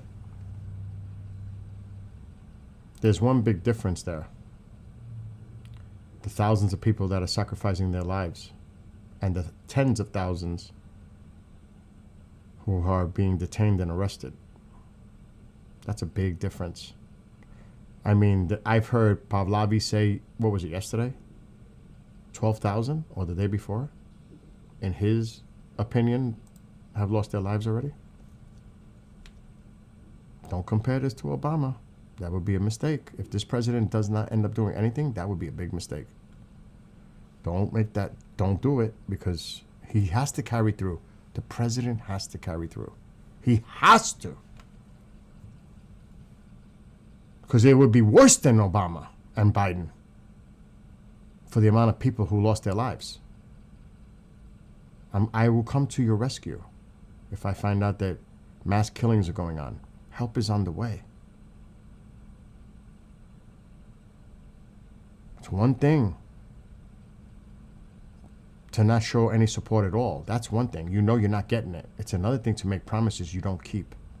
And you sacrifice yourself, believing that it will. That's different.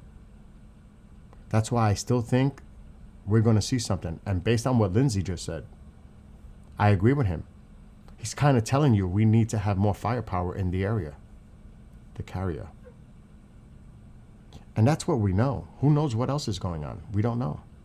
You know what I mean? That's just my own personal opinion. Okay. Yes. To take down the dragon. Iranians are being more American than some Americans, fighting for freedom of speech and secular state. How does this not align with a country whose entire foundation is those things? Why can't we? The United States has always been a country with the symbol of democracy and freedom, and fighting for freedom and supporting it. As long as I can remember. And I'm up there in age. So that's always been what I thought the philosophy was coming from the United States. The symbolism of democracy and freedom. Not just here, but globally. Let's call it Western values. Some may interpret that as colonialist values, imperialist. It's in the eye of the beholder. It's as literal as that. It's in the eye of the beholder. But I think he has to do something, or he's going to look really weak. That's just my opinion. I think he's got to act. And I agree with Kevin and some others. I think we're just waiting to get the assets in place properly. You know, that's what I really believe that. This thing does not want to light. I'm struck. Oh my God, the lighter just blew on me. It just blew on me. I thought it was going to blow up. That would have been good live.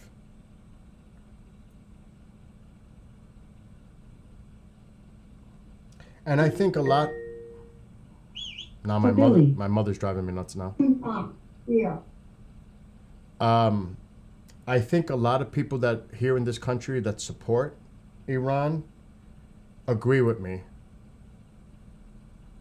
that he has to do something. For those that are supporting this, it doesn't matter. The Democrats, you know, they talk a lot, but they don't back it. And I'm just being honest. They don't back it up with action. They talk a lot, but they don't do anything with action. They just do a lot of talking. It's just words.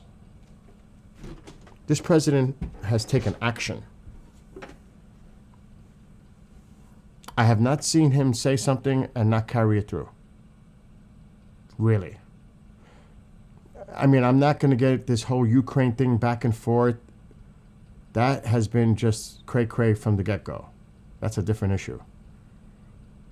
But as far as this and coming straight out and saying it, I don't know. Can I have... Yeah, I'll do that. I'll do that for you. You're definitely going to be a mod crafter. We're going to need them anyway. Okay, I just made you a mod. Kevin, did I make you a mod yesterday? Yeah, I did. Kevin's a mod. John's a mod. You almost made me choke. It almost got me with an exploding lighter. Literally, it almost went... Oh my gosh. Now what? And you know what?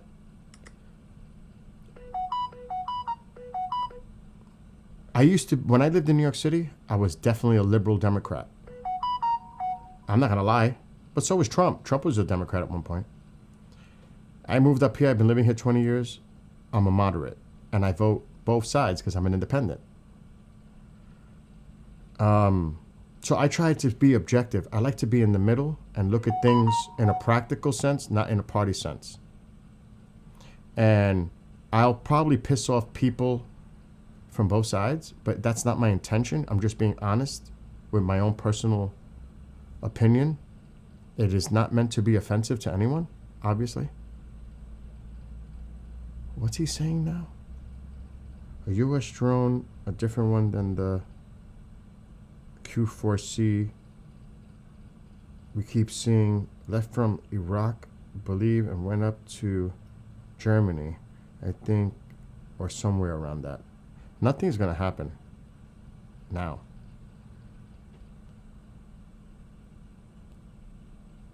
What is Newsmax putting? Even Newsmax is saying unclear, but it's meant to be. It's unclear what the president is going to do, obviously. I'm going to read the telegrams in a second.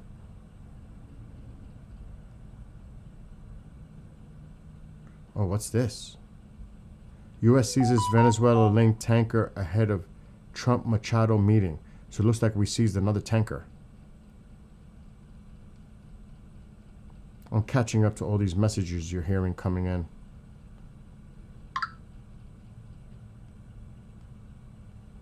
Oh my gosh, they don't stop. Stop it. All right, let's see what's going on Telegram from Israel. It's a little difficult without my glasses.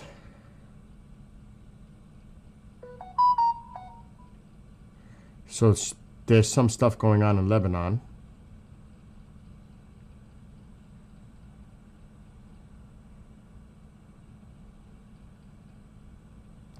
And this one brought a religious point on their post. As a Bible believer and teacher, I cannot ignore the biblical dimension of current events.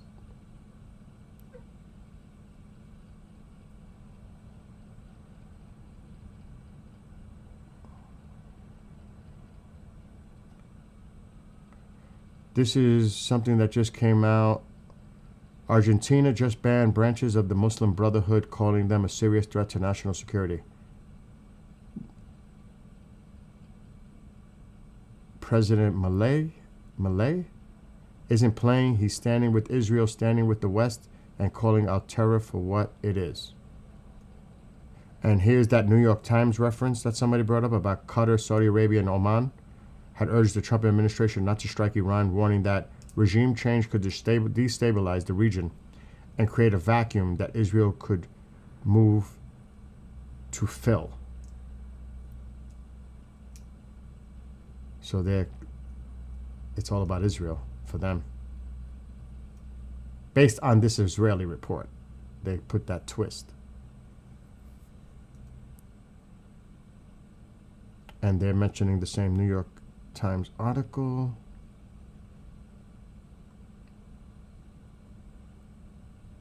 Uh-oh, the other side. Let's see what the other side is saying. They just released 2 posts. This is the other side. The IDF calls for the evacuation of other 2 buildings, eastern Lebanon.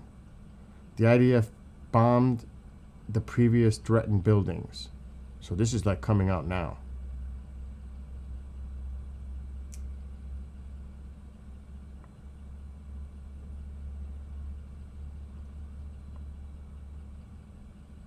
And that's it coming up on Telegram.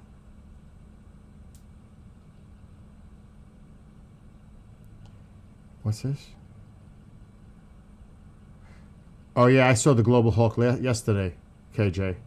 The Northrop Grumman Global Hawk. I saw that. It was flying around yesterday too. Anyway,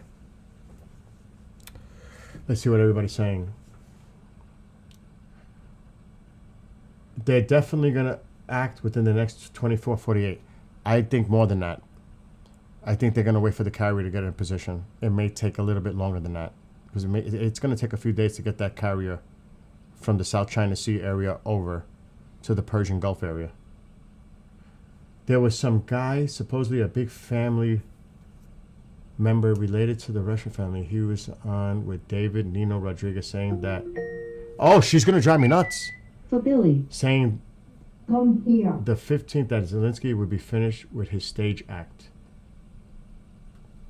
Now, don't you think with everything that's going on that Putin would go after Zelensky? He's tried in the past, but don't you think? I think if Putin sees an opportunity, he's definitely taking Zelensky out. That's just my own opinion. Been watching the Intel game very closely. The cams. Let me go see what Momzilla wants, because she's going to drive me nuts.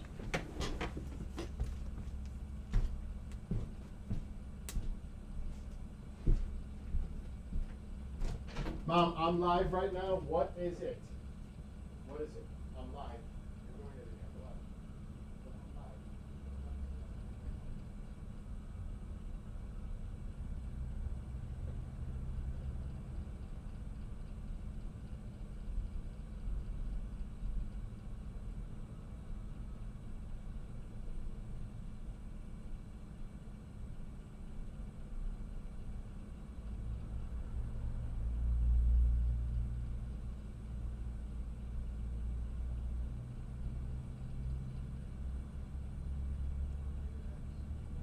Where they have places for them to live. They're not around here. Okay. Now remember, this weekend is a 3-day weekend. Is it this weekend? I believe it is, right? Martin Luther King. So Monday's a holiday. Sunday. I think it's going to happen during the weekend. Anyway, sounds like a lot of preparation going on in the background. What follows may be big. I agree with that. That's what I'm saying. I still am holding out hope, like Mrs. Soriano in chat and others. And what Lindsay said. And what I've been saying, if you're going to do it, you go big. You have to severely cripple them. Not just hit a few targets. You gotta go in all out and do as much damage as possible That's what I would do. I'm coming in and I'm gonna hit every fucking possible site I can hit. I am going to wipe your ass. I hate to say that like that, but if I'm gonna do it, I'm coming in big. To me, that's the only way. And if you fuck around, you see our carrier, and we got our subs, and we got all the assets, other assets, bring it. Just expose yourselves, show yourselves, and we're gonna take you out there too. That's the way I look at it. Ukraine was getting lit up 2 nights ago. So Kraft is saying he thinks something's going to go on Friday, which would be after the markets close here, which would be Saturday morning in Iran, which makes sense. Now remember, the carrier doesn't have to necessarily be there when they strike. The carrier is there for support. The timing could be right. You strike as the carrier is in the area. Not yet ready, but it's in the area. So that could... What time? Let me see. If the markets close at 4 here, that would be 12:30 a.m. Saturday in Iran. That kind of makes sense. And it wouldn't happen. It would happen like 1, 2, 3, 4 a.m. That kind of makes sense. Well, yeah, because that's what they were worried about. I was reading that, and they were worried about the oil market. It made the people nervous. Like, that's why they'd wait for the weekend. And that point has been brought up numerous times in chat. Numerous times. Hello, I'm a new follower of the channel. What's up, Gary? Hey, Chantal. How are you? All right, maybe my fire is finally going now.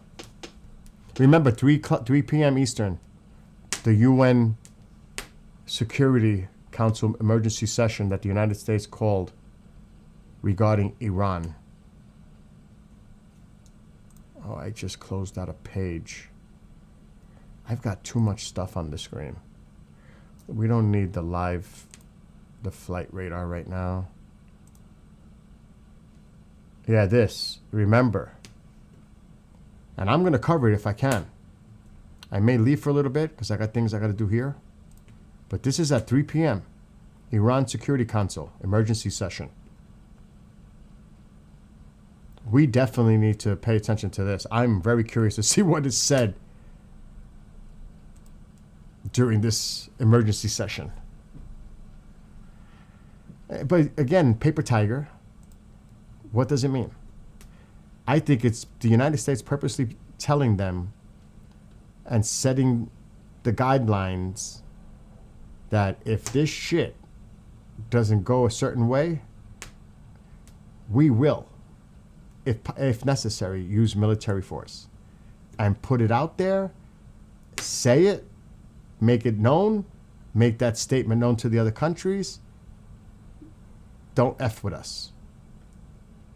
I think that's what pretty much is going to happen. I may be wrong, but I think we're going to give negotiations one last chance. Just to put that out there. Just to put it out there. But we still want Iran to give up all of their enriched uranium, stop developing their ballistic missile program, release all the protesters currently detained.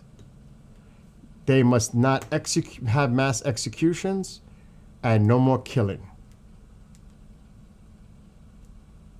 For starters, I think they're going to make those points. And that may be a no-starter for Iran. Even one of those. Not just all of them, even one of them. Okay. I fear UN or NATO involvement more than U.S. involvement. Look at what the UN did to Yugoslavia. I think that NATO is so concerned with Ukraine right now and Russia, they feel like Russia's a threat. I don't think they're going to put their hands anywhere near Iran, personally. They got their own shit they're concerned about. the euro, the European Union, and everything else? I don't think so. I don't think they're dabbling in this one. The Minnesota stuff is getting big, but I feel this stuff is bigger. Yeah, there's a lot of stuff going on in the country, which is the mainstream media is probably mostly focused on. I don't watch the news. I very rarely. Local, yes, but not. We are such hypocrites. Okay, like I said, when it comes to Iran and the destabilization of the region for decades, let us not forget what happened in '79 with the hostage crisis. Let us not forget what we continually say about the proxies in the region, policy-wise. Let us not forget what they're doing to their people. And Reza Pahlavi already made it immediately. They're going to immediately start a relationship with Israel. That freaks out the Arab countries because a lot of them don't recognize Israel as a state. Right there, that's a game changer. And he said, I will immediately recognize the state of Israel. Oh my God! Could you imagine what the Arab countries are? They're like, oh fuck no. We're not. And yeah, you got the Abrams Accords. He's talking about the Cyrus Accords. He's talking about all kinds of things. Do you honestly think a lot of those Arab countries want that? All of a sudden, Iran is now recognizing the state of Israel? Oh, hell no. That is a shift, a major shift. And Iran is a powerful country and has resources and influence and I wish I could go one day. I would love to go to Iran and experience the culture. What an ancient, amazing culture.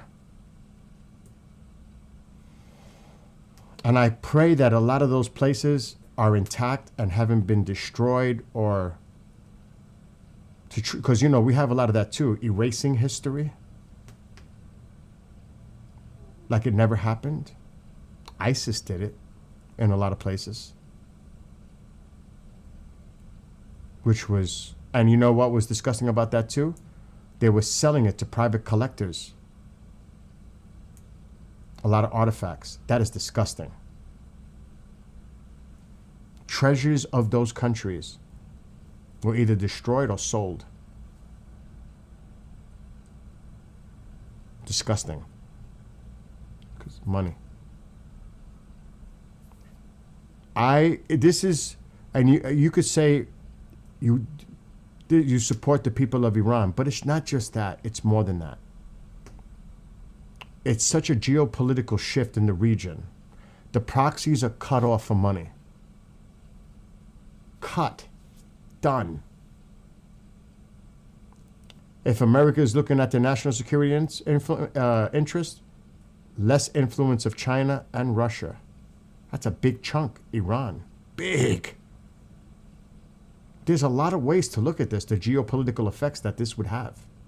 Not just for the people of Iran, which is the most important, because it's their country. And they're fighting for their freedom. Living 47 years under oppressive regime. Cruelty. Death. Torture. Humiliation. You name it. And of course, you're going to have people that support the regime because they're connected to the regime. They work, and maybe they have family that works for the regime or whatever it is. Or they're sympathizers to the regime because they're extremists. They believe in that.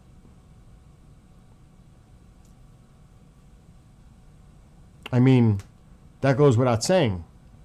Even in this country, you have that factor. Both sides, the extremist part of it. Regardless if it's left or right, there's that extremist element. It's not so much the moderate, so it exists everywhere. So you're always going to have people that support that ideology or whatever it is. That goes without saying. And I'm not here to put anyone down regardless, because that's their own personal belief, opinion, and that's their right as an individual. It's not mine, but it's theirs. And you can criticize it. You may think it's crazy, whatever, but that's their belief. That's their opinion.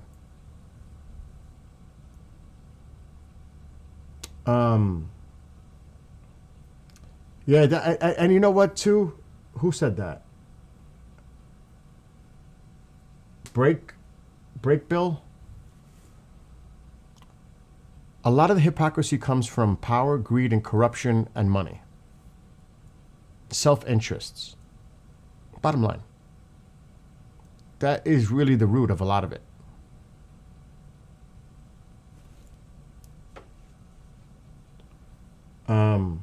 Pahlavi did say that. He said it with, was it with Graham? He said it. I heard him say it. I will recognize the state of Israel. That will be one of my priorities. That's got to freak people out. It has to. A lot of people definitely don't want to see that.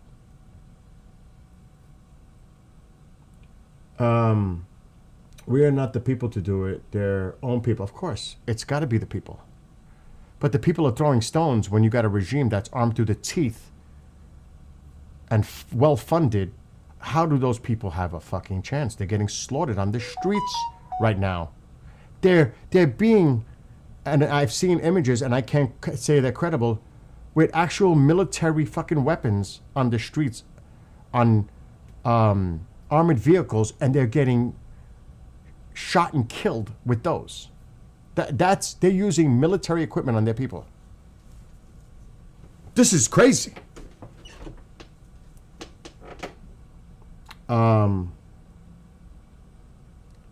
Because we aren't drilling enough of our own oil, Chantal. It's unfortunate it has to be drilled and refined before it hits the market. It's not just about the oil, too. It's about the minerals, rare earth, everything else. Do you realize how much value Greenland has in rare earth? Look into that one. It's not just a strategic location. It's got resources. Untapped. Look into that one.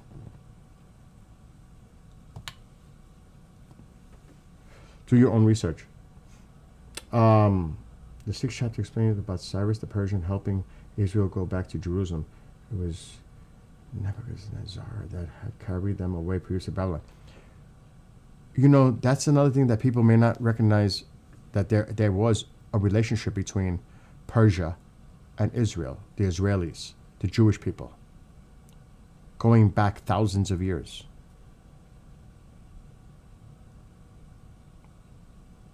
It's only this bump. Now, a lot of that has to do with the creation of the State of Israel in 47. I mean, that alone is a big deal. But generally speaking, yes, the Persians had relationships with the Jewish people. Thousands of years. Let me see. I used to think the same but unfortunately diplomacy is way more intricate than we realize. Not saying it's right, but it's the way our societies work. Don't you always think diplomacy is definitely the best solution rather than war? War should always be the last absolute option. Who wants to see freaking war? Innocent people die as a result of war by governments. It's the innocent who pay and lose their lives. The innocents. Like I brought up the other day, people right away in Gaza, if you support the Palestinians, you must be a Hamas supporter. No. 40 to 50% of the population in Gaza are children, and they are suffering as a result. Innocent. Period. Regardless of the politics involved, who are the ones that are suffering as a result of what happened in Gaza? Forget about Hamas. Forget about Israel. Forget about all the politics involved. who are the ones that are actually fucking suffering? 40 to 50% of the population of Gaza was children. So who do you think are the ones that are affected with what's going on in Gaza? It's not a pro-Palestinian or anti-Palestinian or whatever, or anti-Semitic or pro. It's about what's actually happening. The reality of the situation is that almost half the population of Gaza were children, and who do you think is suffering in fucking Gaza right now? That's the bottom line. And that's the result of war. Whatever side you pick, that's a whole different issue. The bottom line is who suffers.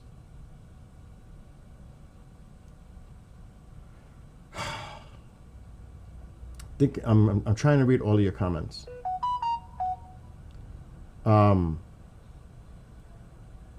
There's a lot.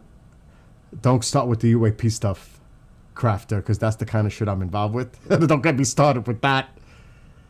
Greenland is also constantly known as a location where UAP activity. There's a lot of tinfoil stuff I could say about Greenland that is more valid than 6 months ago. Don't get me started with that, dude. Chantal, thinking that any of these rich men in power give a F about anything other than money. But it's always about money. What is Venezuela about? Money. Who gains from it? Are you kidding? Of course, a lot of it has to do with money. We'd be idiots if we thought it was otherwise. It's always about the money. Not always, but most of the time.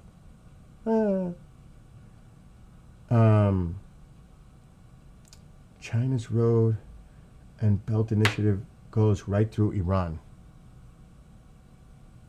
You are all bringing up excellent, valid points. And this administration really wanted to stop Russia, it wouldn't be so buddy-buddy with it.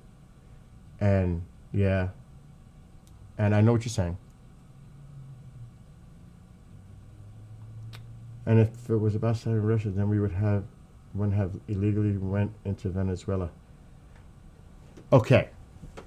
I don't know so much about the legality of it because he was indicted by courts in the Southeastern District of New York. Because we did it in Panama with Noriega. It's not like the United States doesn't have a history of doing this now. We've done it before with Pineapple Face. So, under different administrations, to be fair, I'm just saying, Chantal, to be fair. And if they're going in to get him and grab him like they did with Noriega, they've got to make sure that they can do it to protect our troops by hitting whatever targets, because he was in his palace. They're not going to risk an extraction by not doing what they need to do to make it work, to get him out. They gave him a chance to resign and get out. I'm just playing devil's advocate here. I'm just trying to be objective and fair. That was crazy. Are you talking about the Iranian incident with the pilots with the UFO? That's a big case. That is a big case. And I think there was another one. There's actually two with the fighters, the Iranian fighters, and then there was another one. Because I get them confused because I have so many cases in my head. It seems like they want to be praised and worshipped like they gave us our names and the dates of our births and so on. I'm going to tell you a true story after this in a minute. Most people in the world just want to live peacefully. Unfortunately, some use religion. It's weaponized for money and power. I agree. It happens in this country. They weaponize religion. Saying, we're the party of God, but the other side is the evil party. It happens here. They weaponize religion.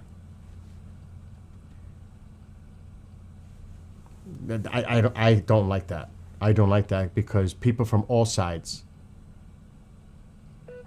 are faithful people. Just because they're not part of your party, that doesn't make them not as faithful as you. But that's the kind of shit that goes on here. They weaponize it. for politics. That's always should be separated. Always. Keep that shit out of politics. In my opinion. Don't do that. Maybe some rich guy on the planet is thinking on the seventh day God created gold. It's greed. It's corruption. It's money. It's power. I said that earlier. It's truly the root. What corrupts people? Money. If you offer somebody enough money, you can corrupt them. It may not even take too much money. If they're in a situation, dire situation, it may not even take that much money to corrupt them by influencing them, by bribing them with money. Yes. This is just a new version of Kissinger's triangulation, but this time we're siding with Russia. Oh my God. Do I have it? I wrote the president on that. I told you, I wrote the president and they wrote me back. December 10th, I got the email back. I wrote about my concerns about the resources in that occupied territory that the Russians have right now and how much of value they are. When we signed the fucking minerals deal last April 30th, and we made a deal that we get 50% of all future profits from any mining resources, and U.S. companies have preferential access to Ukraine. But then we were trying to make a side deal with Russia, that economic free zone, that if you do get that territory, we have access to that territory to take stuff out of it.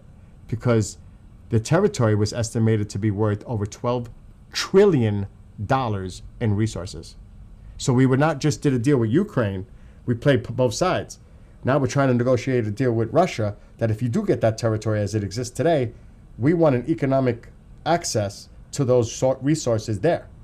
So we were trying to do a side deal with Putin at the same time. So it was like a win-win for us. If Ukraine falls, we've got, or not if Ukraine falls, if the deal was made, at least we get access to those resources. And yes, we still had to deal with Ukraine for the rest of the country to get access to their resources. So it's a win-win. That's what we were trying to do. And you could look that up, that's a fact. They were trying to do a side deal with Russia on that.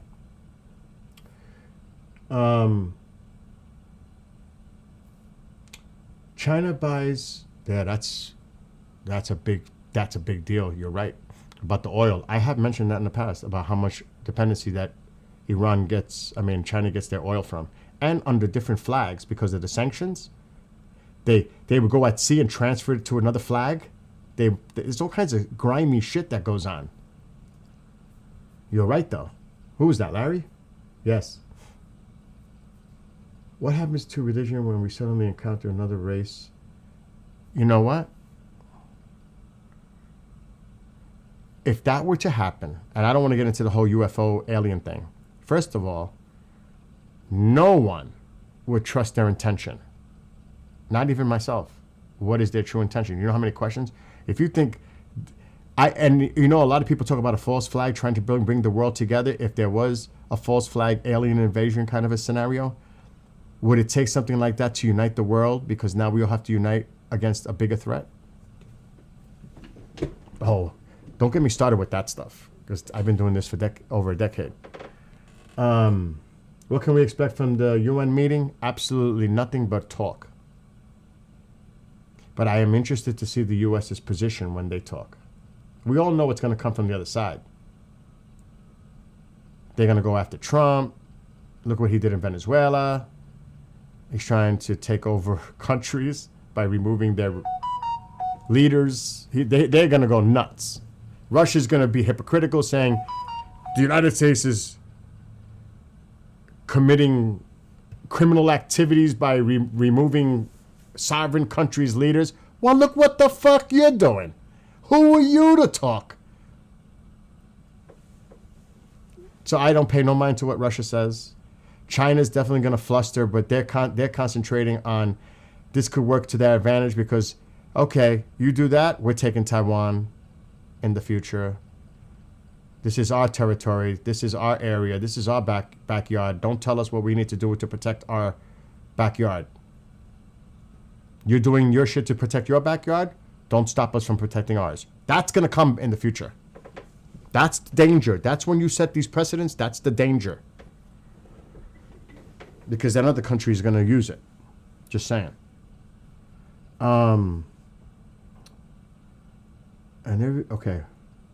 And everyone falls for people. If people weren't so dumb, naive, gullible, easily manipulated. There is a ton of evil in this world that has zero to do with money. Oh, hell yes, you're right about that too. There are just people that are just pure evil. There's no doubt about that. You think about on the internet how many sadistic people there are. They are fucking evil. They take pleasure of making other people hurt. They take pleasure on that. They're sadistic. That's just one little simple example. That to me is evil. They got problems. Yes, happy to be here with all of you. I literally found this channel a couple nights ago and was watching from my phone browser, so I couldn't chat, but downloaded the app so I could. Well, welcome here. Hope. All are welcomed here. We may not agree on everything, but all are welcomed here. As long as it's respectful, we can have dialogue here. Whether we agree or disagree, as long as it's respectful, everyone's voice counts. Everyone's. Money is a huge play, but there are much darker things at play. And yes, if you're a person of faith, it is good and evil.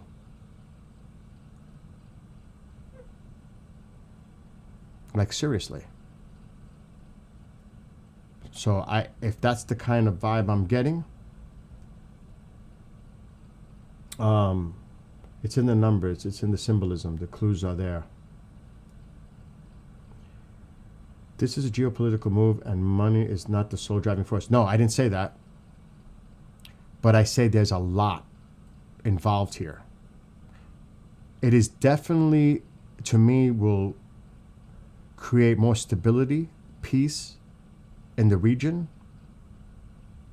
But again, as I said this from the beginning, it's about the Iranian people. We can say anything we want. Well, I'm not going to speak for nobody else. I can say anything looking at it from so many different perspectives, but the bottom line is, what do the Iranian people want? They want democracy, they want their freedom, they want their king. And the king will be there for transition, but there will be a democratic setup, parliament type of government elected by the people. And I think that the people of Iran deserve that. And they're doing their due diligence. Every time they try to fight, they're suppressed by the regime. Literally by being killed. Or imprisoned. Or executed in public shootings, firing squads, or hangings. I mean, really? We could talk all the fucking talk we want, but who's suffering? The people of Iran. I can't remember the source, but this quote is old. The most important part of the 20th century was that Britain spoke English. The most important for this century is the Russians are white. Now, I'll talk to you privately, John, on some of the things I've seen in some of these podcasts. It was scary what the people were talking about. I was like, oh my God, these are all white supremacists. You had to see the fucking talk. I'll talk to you privately about it, and you need to tune into one of these shows. I was like, oh my God, this is what they believe. This is, and it wasn't just one. There were hundreds of them. And I was like, oh shit. I was like, whoa. I'll talk to you privately about that one. And you will see it in a future podcast. It's crazy. But then again, on the other side, you have the same kind of, on the other side, they're just as cray-cray too, what they say. But I was shocked because I went in there to put a message about, ask a question about what's going on right now. Nobody even replied to I was addressing it to the host. But they didn't. They were talking about all the kinds of other shit, and I was like, oh my God. It scared me that there's a lot of people that think like this. I never saw it like that, displayed so openly. I will message you privately on Messenger, and you need to go check out a future podcast. Dude, I was like shaking when I saw what they were saying in the chat. And you're talking about somebody very, very well known during his podcast. I'm not going to name names. I couldn't believe it. And no, it wasn't Rogan. Anyway. Definitely. The people of Iran want U.S. They would welcome... who said that? GDP. Now, I don't know your background. The same way you say they want U.S. intervention, would they approve Israeli intervention if they target the regime and the IRGC? Would they welcome it, do you think? Because it's one thing for us to say it, but what do the people of Iran or Persian people, even if they're outside Iran, what do you think? Would you welcome Israel to get involved and hit the regime? Because they're good at it. We know that. We know Mossad is there. They're one of the best intelligence agencies in the world. That's no doubt. Yes. Do it.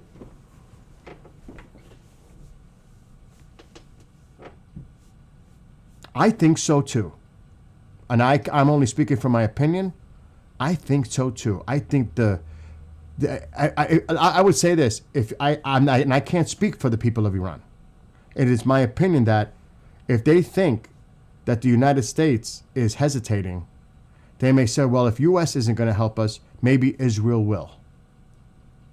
And that's why the regime is putting out the narrative that it's Israeli Mossad that started this whole shit in Iran in the first place. Because they want to make the people think this is all Israel's doing.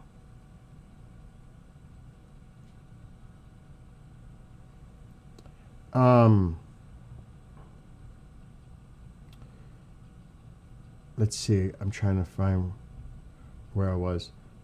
Apocalypse has been near since the days of Apostle Paul. Nobody will know, like a thief in the night. They want help, but they don't want destabilizing the region. Yeah, they do. That's what a lot of the Arab countries are worried about. But I think it's even more than that. I don't think they want Iran to turn into a democracy, like a full-blown democracy, and recognize Israel as a state. I think they're more threatened by that than anything else. I honestly believe that. They don't want to see that. And they're using these other means to try to throw it off. I honestly believe that. They don't want to see that. Because that's a regional shift.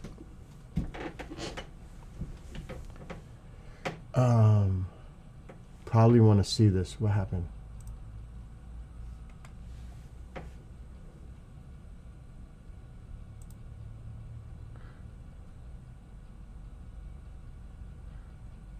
All right, it's probably, is it in Persian?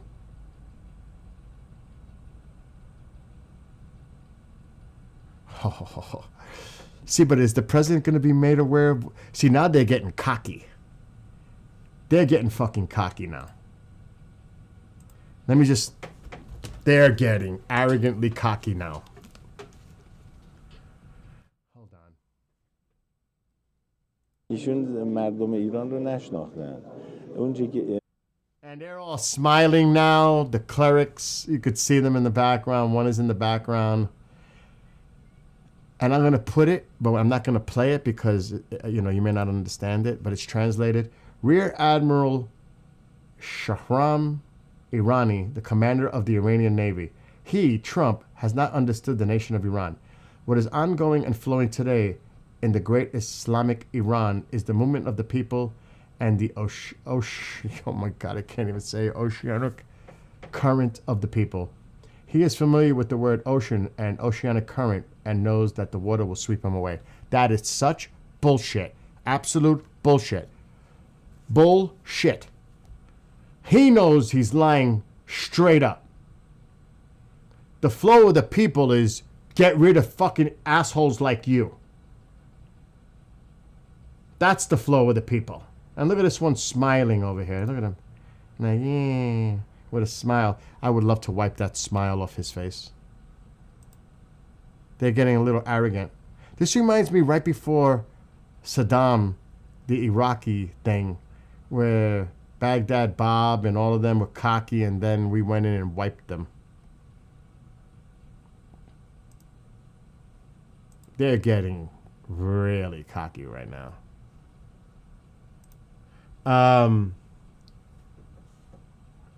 What's this now? An Israeli source? Hold on. Why is it doing that? Very unconfirmed reports. Former Iranian President Rouhani and former Foreign Minister Mohammad Zarif have been arrested by the regime. Oh, shit.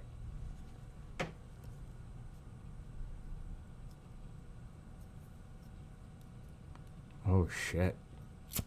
That's cray-cray. And somebody else posted right below, welcome to the Middle East, new North Korea.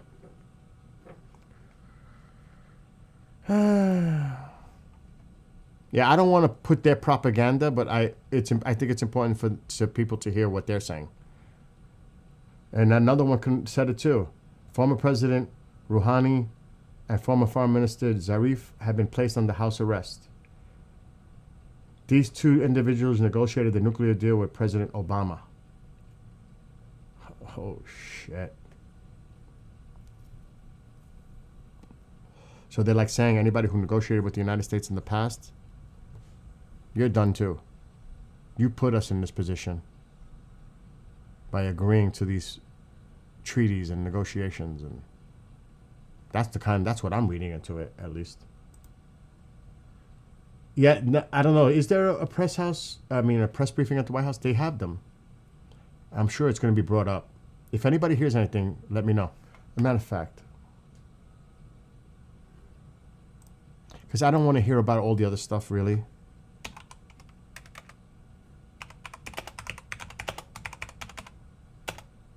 We're focused on Iran.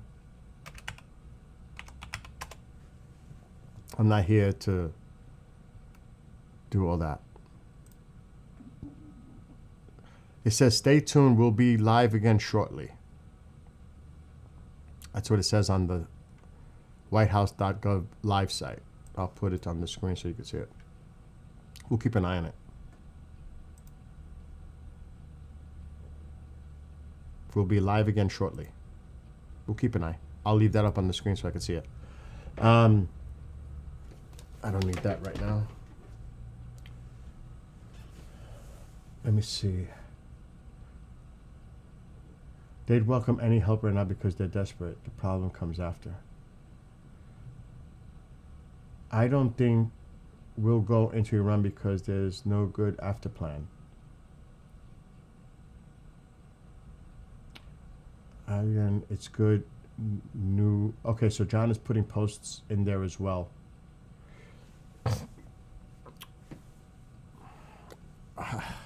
Look, none of us can get inside the mind of the president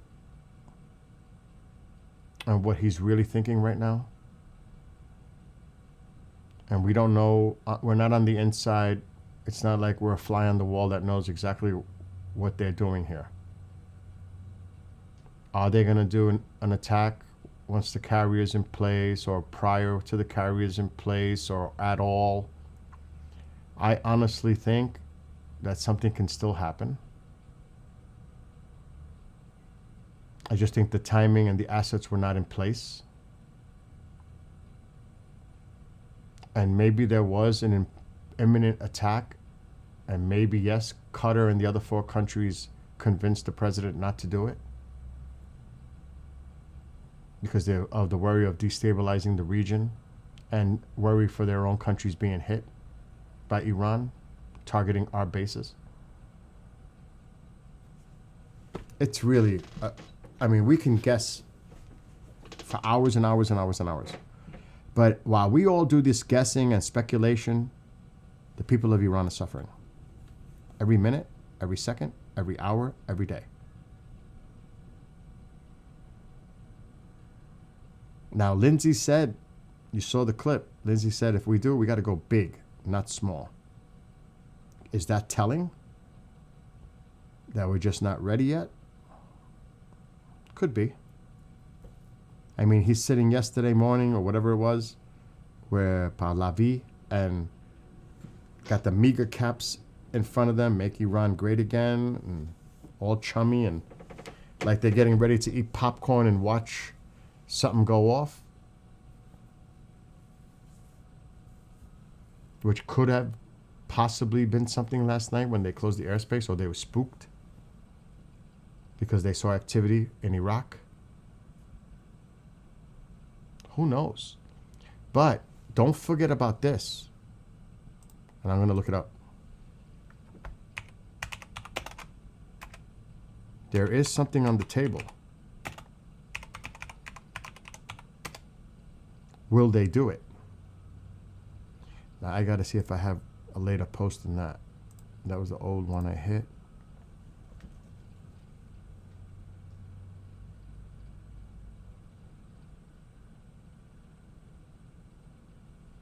Well, there is something else on the side note, but that's not going to reach the region in time anyway. This $8 billion U.S. Navy stealth destroyer is soon leaving port.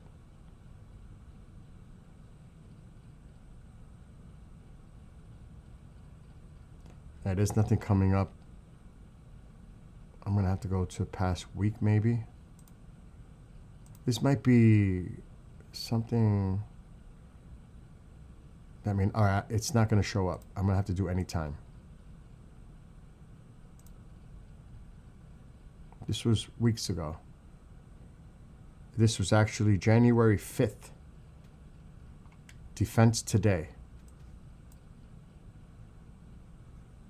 It's called Operation Iron Strike. Are you guys familiar with that? Israel's plan? The Iran war plan? Right there. They have a plan, an offensive plan against Iran called Operation Iron Strike. Do not think that Israel is not taking that shit off the table. Because they may act unilaterally without the United States. And that's why Netanyahu probably brought that up a few weeks ago when he met with the president on that Monday afternoon. He probably told the president, this is what we want to do to take out their ballistic missiles. And Israel has a plan. It's on the table. And there's word they came twice close to hitting Iran in the last few weeks. Would Israel say, I'm not waiting for the president to make a decision on this? Or, since they're so quiet, they know the president is going to act, and that's why it's pretty silent coming from Israel.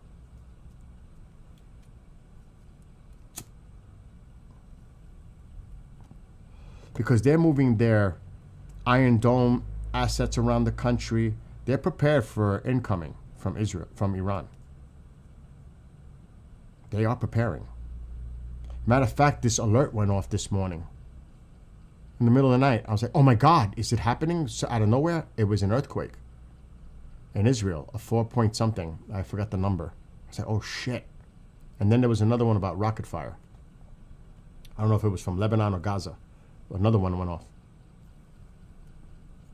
with the red alert. But I was like, oh my God, is something going on? I'm sleeping. It's going crazy because it's an annoying sound. You know that sound. And I'm like, is it happening? But it was an earthquake. I was like, oh shit. Uh-oh, Israeli Defense Forces, IDF, what's going on?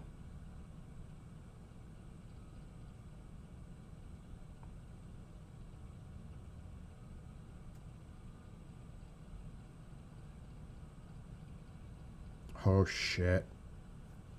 I'm going to read it. It's come from IDF. It's a long one. Just got put out by the IDF. The Chief of the General Staff, his remarks at an Arrow battery. It is important that every civilian in Israel knows that the IDF is constantly prepared to defend the state. We adjust our readiness in accordance with a responsible and measured situational assessment. I was just talking about them moving around their assets. The Israeli Air Force, together with the rest of the IDF, serves as the protective shield for our citizens and a guarantor of our security. The Chief of the General Staff visited with an Arrow battery within the aerial defense array this evening, Thursday, together with the commander of the aerial defense array and additional commanders.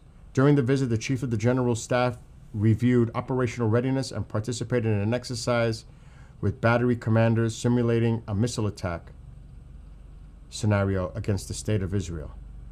The Chief of the General Staff spoke with the commanders and troops and emphasized the importance of strengthening operational readiness and immediate preparedness across a range of scenarios within the aerial defense arrays.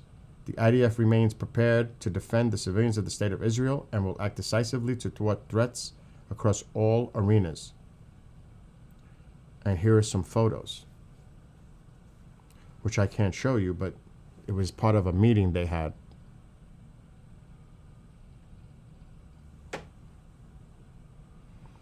So Israel stands ready in the case, and it doesn't have to be just from Israel. It could come from Lebanon, anywhere, Yemen. But when they say the missiles, that's a little indicator. It's not rocket fire. So Israel is not standing idly by. They're prepared.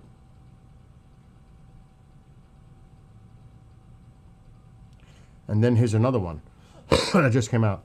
Israel's Ministry of Defense has officially designated Iran's state-owned bank Melli as a terrorist organization in a move aimed at disrupting the regime's financial channels. Defense Minister Israel Katz signed the order saying that the bank is a key part of Iran's terror financing system used to support the IRGC and proxy groups across the Middle East.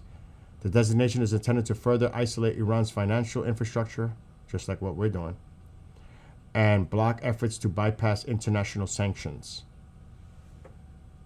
That just came out. And they reposted it on another one, the same article. So that's what's coming in from... What's going on, KJ? What are you telling me? Yo, look what's over Iran right now. Dude, I can't believe it. What's going on? Flight radar? What's going on over Iran?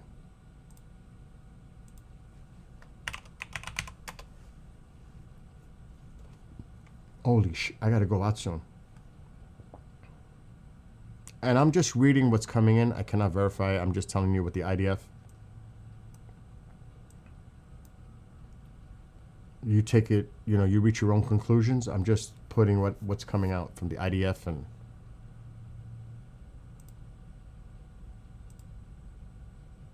What's going on over... I don't see anything unusual going on over Iran. I see air traffic.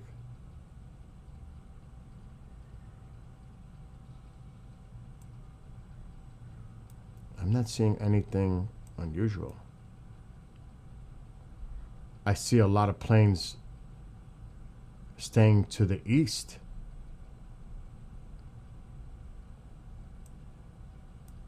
Actually, I mean to the west. There's a lot of... Oh, shit, though. But wait a minute. We may have to analyze this a little bit. Iraq might be targeted. This is kind of strange. Look at all this air traffic going over western Iran. What the fuck? I've never seen them go over here. They usually go through Iraq.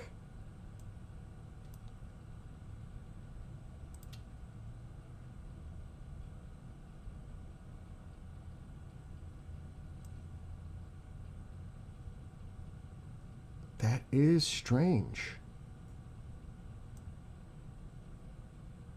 I never see the air traffic like that going over western Iran. Am I seeing this wrong? Am I just looking at the fucking map wrong? Oh, actually it is. It's right. They're in Iraq. They're in eastern Iraq. I was seeing the map wrong. So what are you seeing over Iran that's strange? I don't see anything strange. I almost read that map wrong because that's typical flight path over eastern Iraq. I almost thought that was over Iran. I was like, whoa, whoa, whoa, what's going on? I don't see anything, KJ, going anything odd. Am I supposed to use the military filter? Like they're going to show you anyway? All is quiet. So I don't know if that's something I didn't read. I'm not seeing anything. So I don't know. Maybe something was going on before and I just read the message. I don't see nothing unusual. Anyway, getting back to all the comments. Yeah, a lot of people are saying that too. It was a recon to see them light up, know where they are. A lot of people were saying that last night. Also remember, oh God. What was over Iran? Dude, I can't, no, that's, oh God. He was just messing around. At this kind of situation, dude, try not to mess around because you're going to get me going off on a wild goose chase, so to speak. So I get you trying to use humor, but now is not the time. Now is not the time because you're going to make me go off on a wild goose chase over you being funny. You know what I mean? Now's not the time. I know, I know, I see what you wrote. The same things that we said about Iraq is almost verbatim. Yep. It's not the same premise. Iraq move was definitely stupid. This one is not. Yeah, the WMDs. Are you guys talking about that? Colin Powell, that whole deal? This is totally different. This is about the people of Iran striving for freedom and democracy. Bottom line simple. And every time there's an uprising, they're quelled and the regime stays in power. This was massive across the country. It's different. Bill, a daughter of someone in the IRGC, called an outside news television Manoto and exposed her father of doing the killing and said he beat her up and they're ready to flee. Oh my God. Chantal says if somebody says WMD's next and it was me. Oh my God. Has Komendko given any predictions? I mentioned his name earlier. He is really connected, but that's a conversation I'll have with him privately. As a matter of fact, he's at work. I'm going to try to call him and I'll mute and see if he knows anything. And I kind of give out, people get pissed because I tease, but I can't.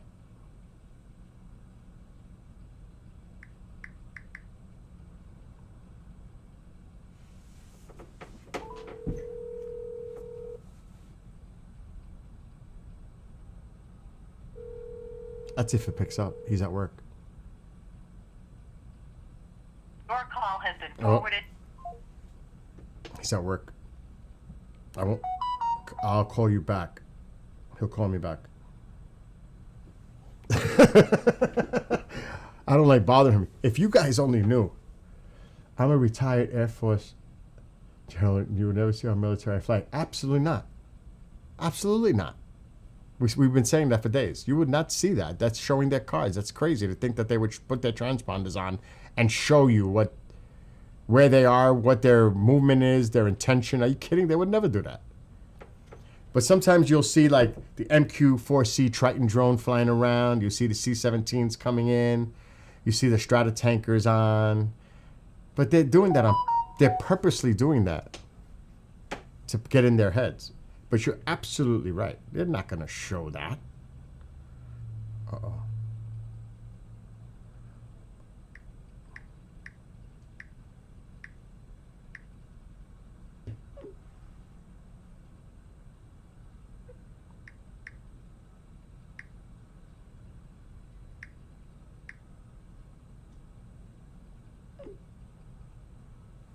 He's texting me. He can't talk, but he can text.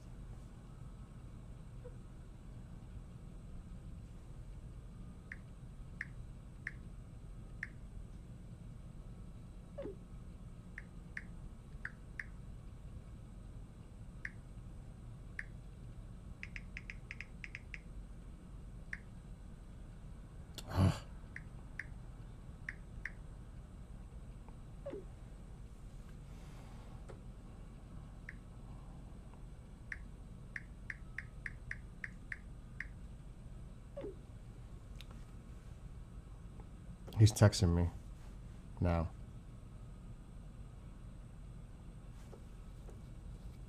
And he's still involved in stuff. And if I can read his answer, I just asked him, what do you think about Iran? You think waiting for carrier? So let's see what he responds. He's typing.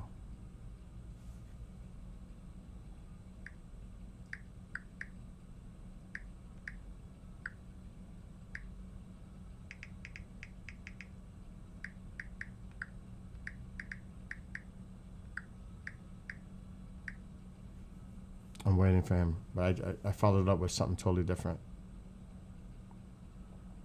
I haven't sent it yet. I'm waiting for his response. He's typing. Uh-oh.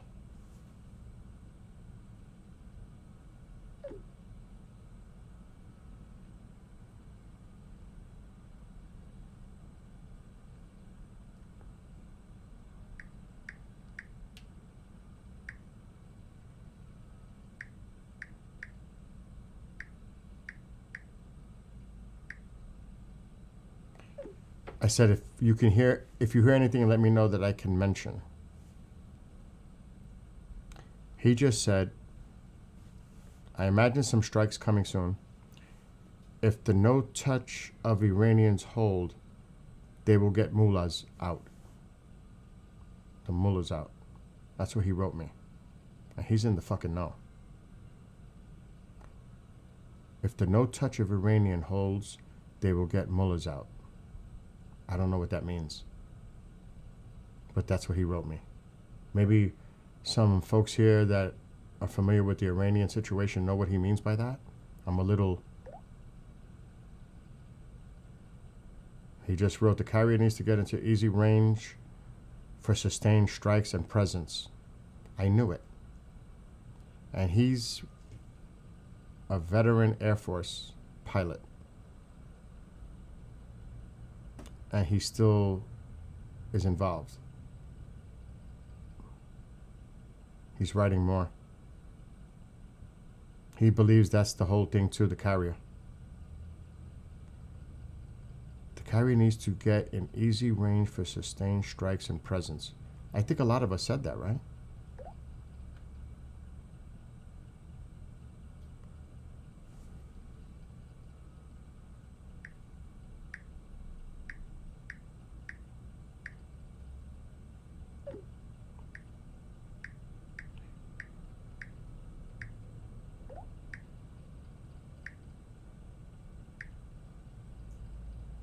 I'm asking him to join me tonight.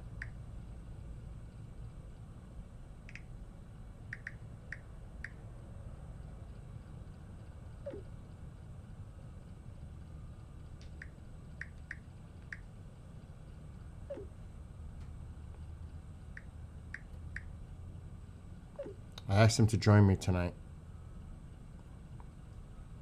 He said, Wilco. He said, okay. He's typing. He may join me tonight. And you'll hear from a military vet, pilot, perspective. He said, we'll go on any word. If he hears anything, he'll let me know. But I think it would be awesome to have a military pilot, retired, veteran, and he took part in the campaigns in Iraq, and I'm just going to leave it at that.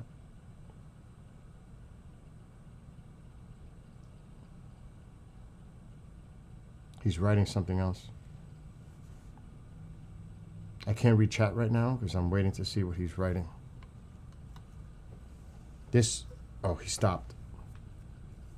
He was going to, I'll leave the phone here just in case he posts something else. I'll just tell him if I would bring you on Teams.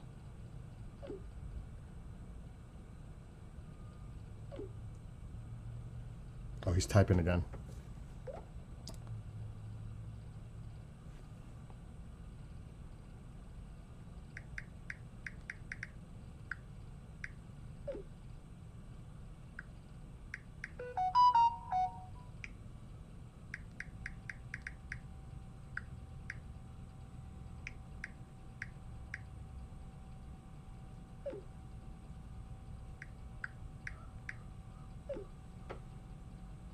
No, it is about something else now. A meeting that we're supposed to have.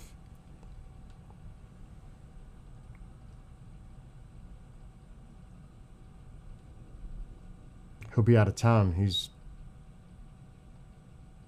going on assignment in a couple days. That's what he's telling me. I would love to have him on tonight. He's a dear friend. That's what John, this is the person John in chat brought up. He's saying right now, thanks for checking with Cece.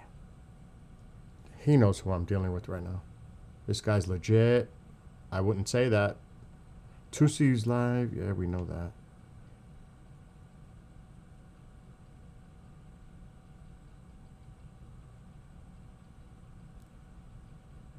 Okay. I got to deal with a separate issue later. I'll text him tonight, like at 6 p.m. my time, see if he wants to come on. All right, I'm going to catch up to you guys now.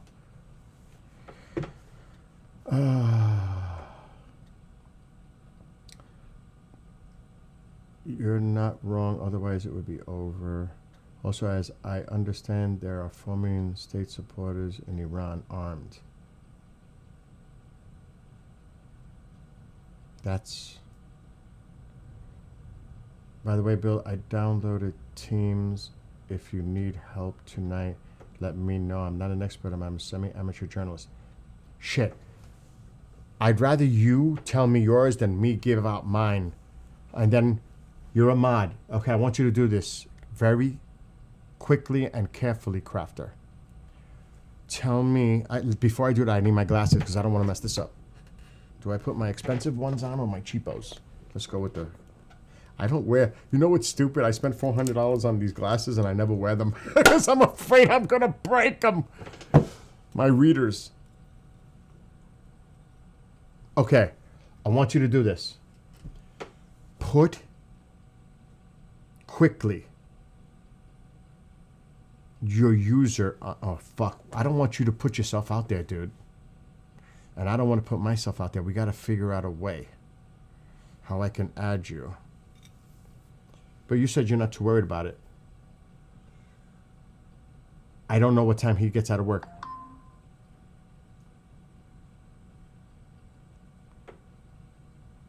Uh-oh, what's this? Somebody just sent me a... Oh my God, stop! They're doing that on purpose to mess with me.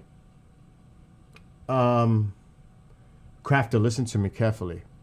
Put your username and then delete it quick so I can connect you on Teams. I'm ready. You just wait. All right, delete. Delete.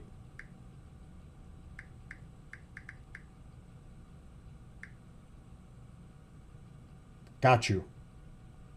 I'm sending you a message now.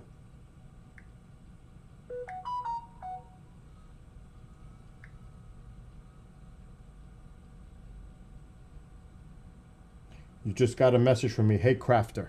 That's me. Oh, shit. Wait a minute. Take that off. Take it off. Delete. Take it all off. I just sent you a message. Sefer? Ah, man. Good. Do you see my message? Call me Sep? You got it, Sep. Awesome. We're connected.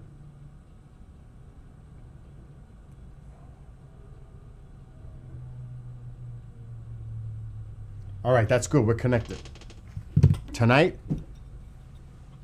and maybe, would you like to come on? Would you like to come on me when I bring Commander on? That would be interesting.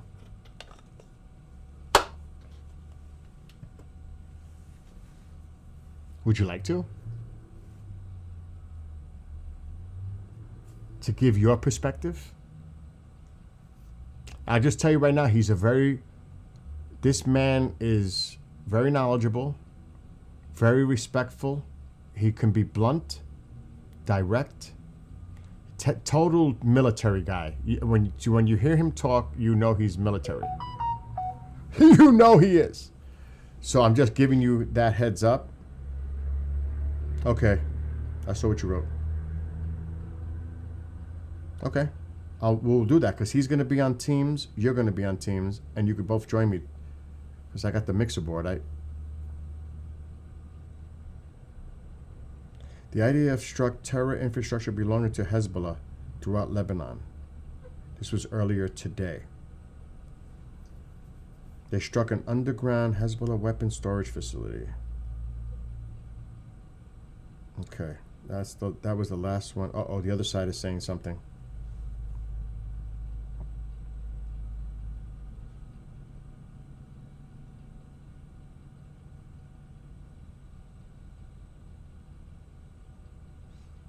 I'm not even going to read what the other side is saying. But I think we should. But this is where I think I'm just going to tell you what the other side's narrative is. On Wednesday, Israeli Prime Minister Benjamin Netanyahu, this was yesterday, asked President Trump not to attack Iran, fearing that an American attack would also lead to an Iranian retaliation against Israel. Reportedly, keyword reportedly, which means allegedly, speculation, bullshit, Netanyahu's request comes amid concerns that Israel has not yet sufficiently replenished its interceptor missile stockpiles for the Arrow 3, David Sling, and Thad, which would be required to defend against an Iranian missile attack.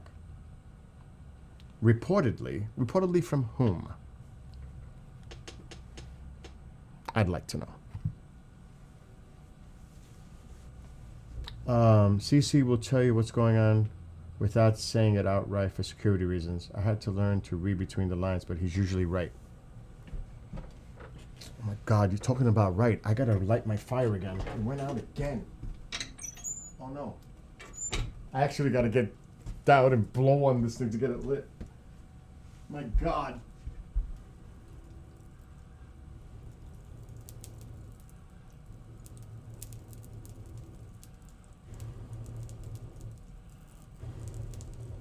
Okay. We're back. Now remember, I have to step out in about 15, 20 minutes, but I will come back about 2:30 Eastern, and we are definitely, let me refresh this. She's talking right now, but it could be about anything. Let's just take a quick peek and see what's going on.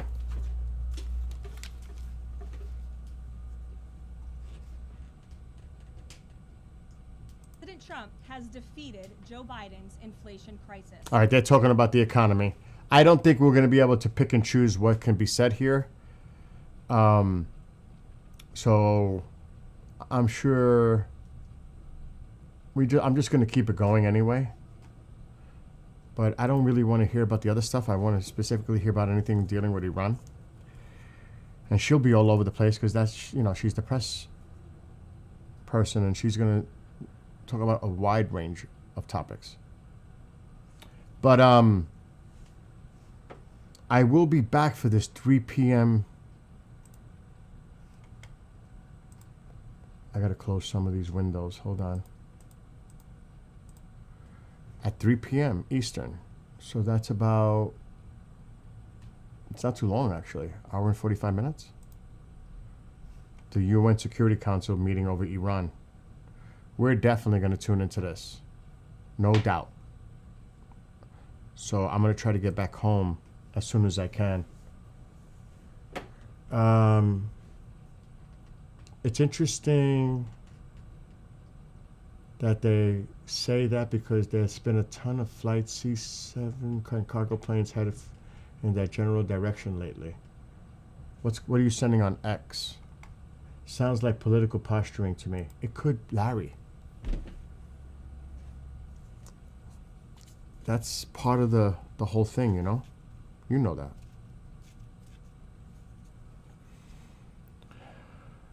Oh, shit. Allegedly, I'm just going to say that because I cannot confirm. A Canadian citizen has died in Iran at the hands of the Iranian authorities. Canada's Foreign Minister Anita Anand said in a social media post, without disclosing how or when it occurred.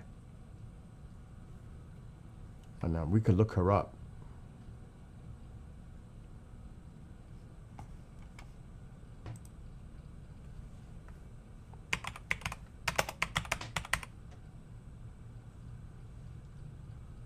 Oh my gosh, there's a lot of them. Oh, she's an MP, so it's got to be here. Yeah. Foreign Affairs.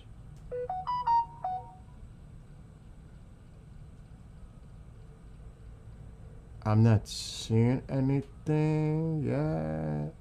Hold on.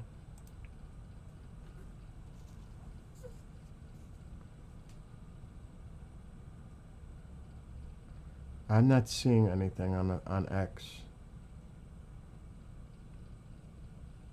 Unless it's older. Oh yes, there is. I just found it. She did say it. I have just learned that a Canadian citizen has died in Iran at the hands of the Iranian authorities. Our consular representatives are in contact with the victim's family in Canada, and I offer them my most sincere condolences during this difficult time. Peaceful demonstrations led by the Iranian people to make their voice heard in the face of the Iranian regime's repression and its persistent violations of human rights have been suppressed by the regime with a flagrant disregard for human life. This violence must stop. Canada strongly condemns this violence and demands that it ends immediately. So, I wonder what they'll say in the hearing. At the session. If they're there. I'm not sure.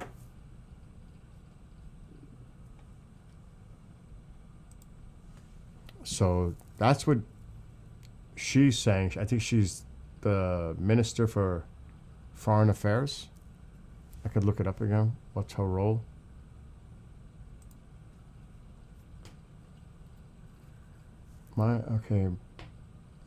Minister of Foreign Affairs.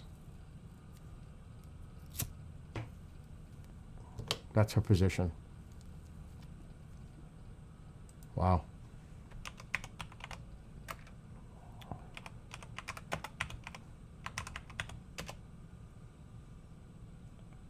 I want to just see if Lindsay's saying anything again. He's been... No.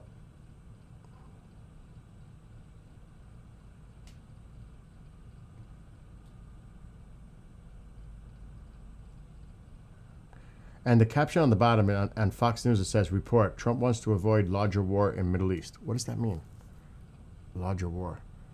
Israel, Iran. Is there some other countries that are rattling? Or because it may get Saudi Arabia involved and Oman and Kuwait. like more of a regional destabilization thing.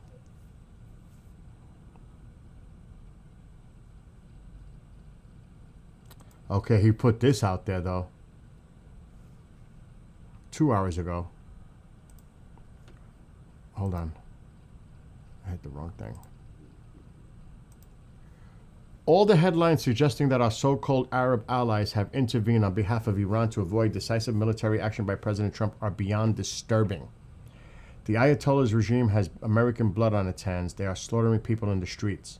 If this is accurate, that the Arab response is action is not necessary against Iran, given the current outrageous slaughter of innocent people, then there will be a dramatic rethinking on my part regarding the nature of the alliances now and in the future. Holy shit. Because you look at what Al Arabiya is saying. Give Iran a chance.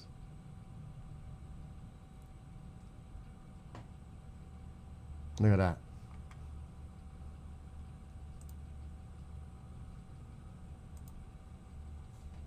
Wow. Lindsay, I would say, is a little upset. He's pissed.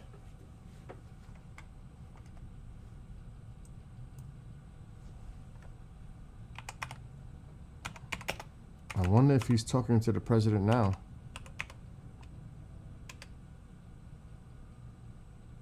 The president would say, "Lindsay, shut up."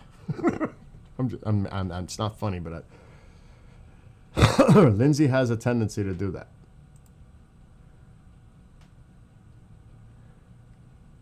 I'm not seeing anything recent coming from Pahlavi. Nothing.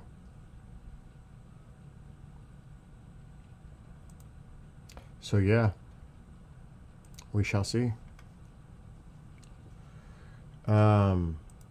That's the latest I'm seeing right now. Let me check this one more time. Oh, and another one.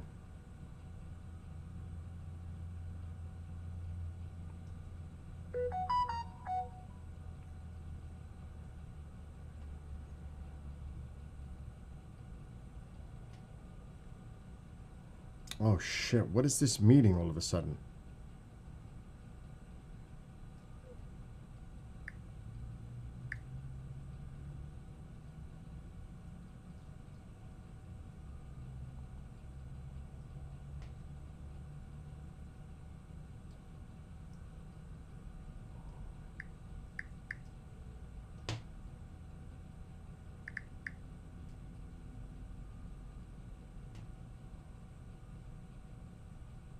I just got a link for a Zoom meeting, and I don't know what the hell this is. Maybe I need to pay attention to my emails. Let me check this quick.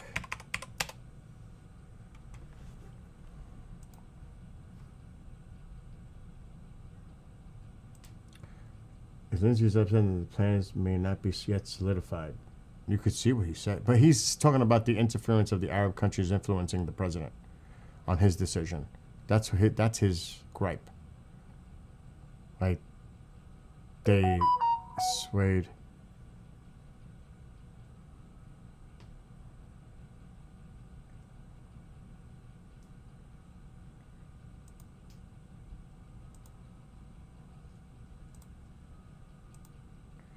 Oh, she just sent me. Attached. I don't see the attachment.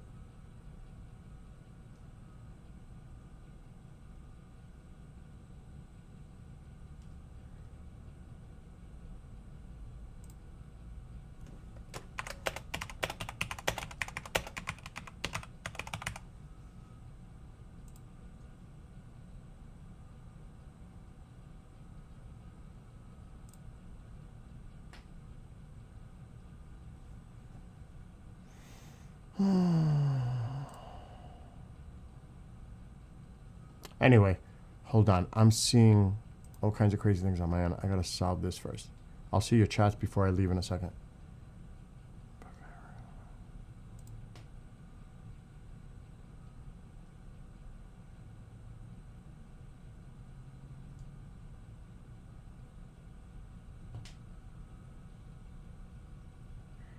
can look at that later.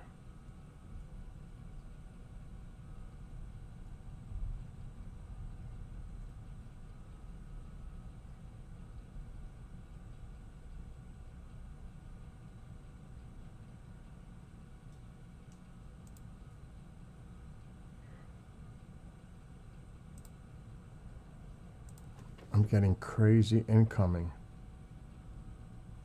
Crazy incoming. I don't know what the hell's going on. All right, let me catch up now. Video's coming out. Is coming out. Martial law is being practiced. I saw that earlier. I did see that.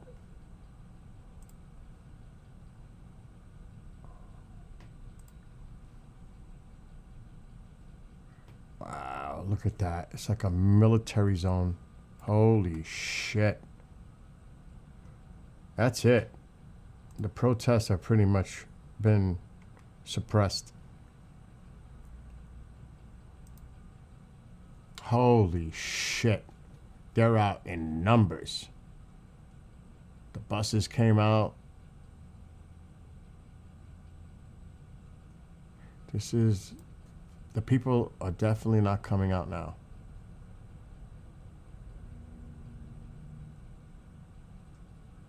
The security forces have installed martial law, and look at the fucking presence of them.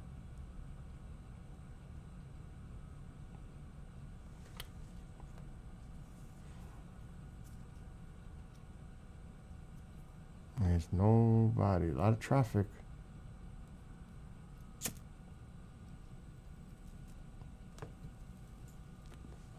Wow. Wow. Done deal.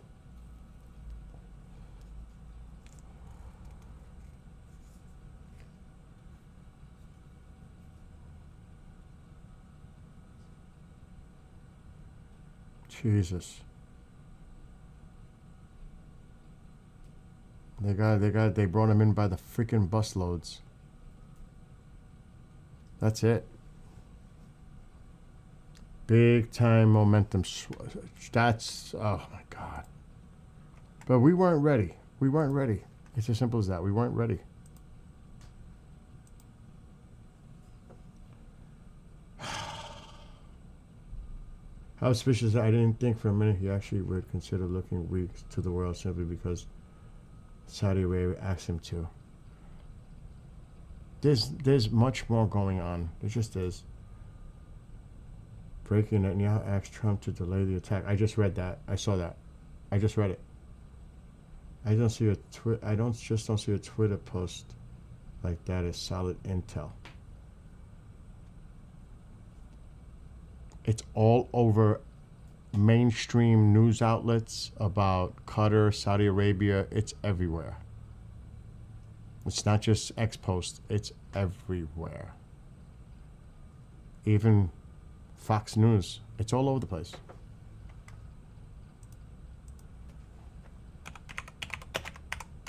At least maybe that's the narrative that they're told to follow. I don't know. Because they work along.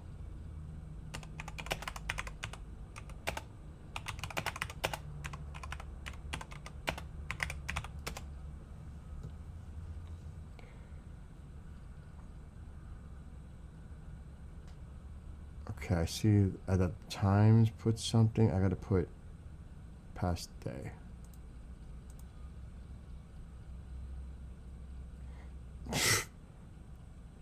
It's even coming out. But Saudi Arabia, along with Qatar and Oman, successfully urged President Trump to refrain from military action against Iran, fear of severe repercussions in the region due to Iran's crackdown on protests. They communicated the importance of giving Iran a chance to show restraint and avoid escalating tensions further.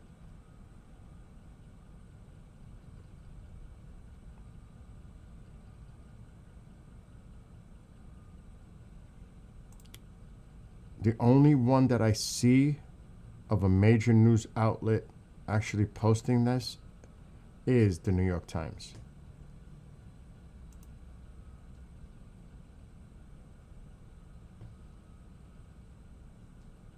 A lot of them are overseas outlets. 24 News in Israel posted it. But I'm not seeing on a quick search any of the major outlets posting it in an article. Just the Times. U.S. News.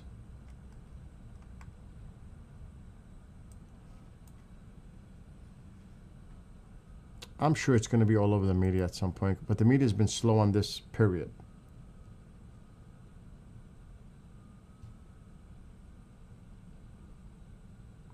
Reuters put it out there.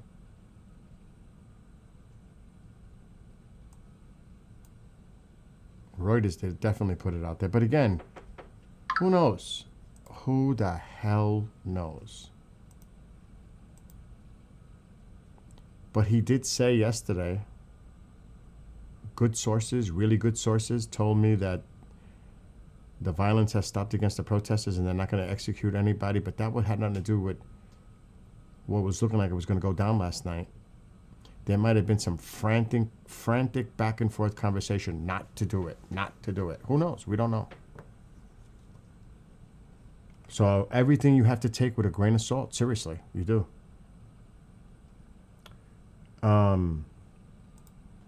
Question everything kind of a deal.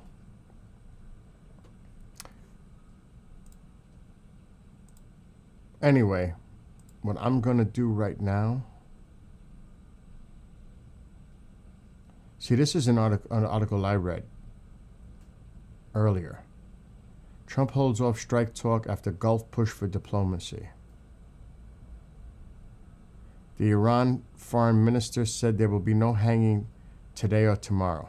What about the next day?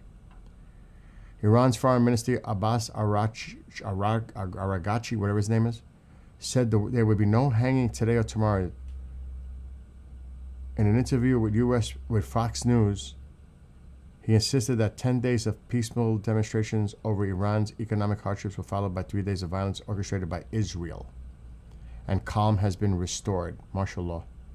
I can tell you I'm confident that there is no plan for hanging.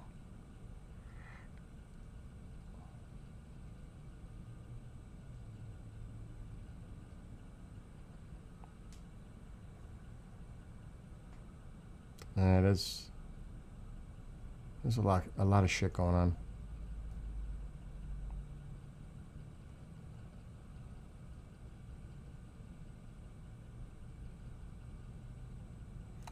The EU, this was about 2-3 hours ago.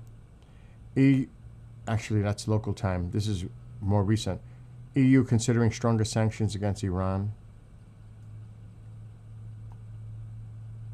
U.S. sanctions Iranian officials over protest crackdown.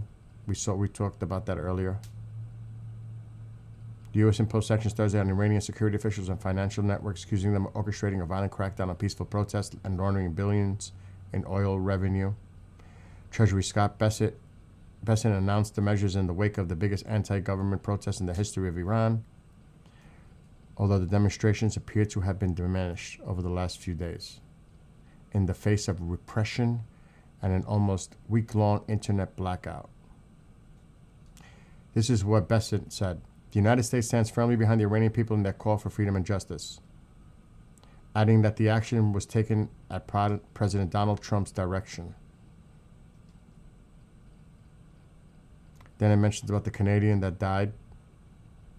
Red Crescent employee killed in Iran. Saudi, Qatar, and Oman convinced Trump to give Iran a chance. I'm going to bookmark this because this is breaking, like it's giving updates all the time.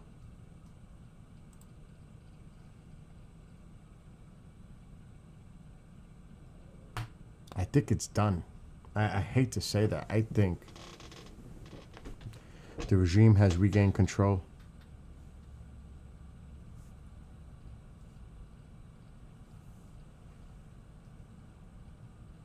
Yeah, give Iran a chance. I saw that.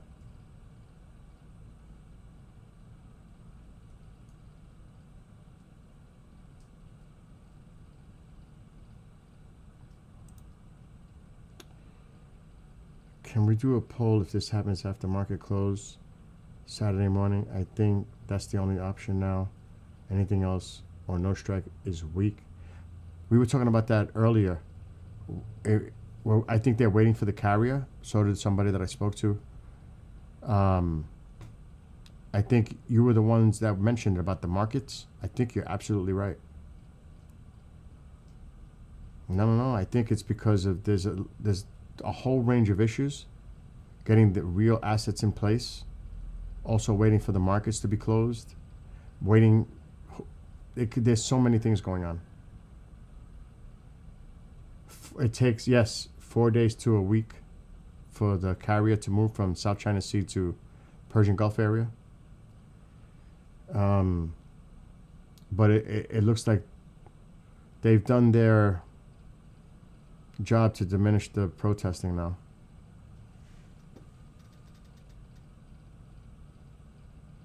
Seems increasingly likely that we'll only do economic, electronic, possibly a super targeted strike like with the nuclear sites. U.S. is already spinning plenty of plates. Part of me still thinks it's a deceptive move on our part to disarm Iran, I hope. No, it's like trying to create this guise that we're going to give diplomacy a chance and negotiations and try to work something out kind of deal. And that could be a false guise. I think that's what Schrute is trying to relay.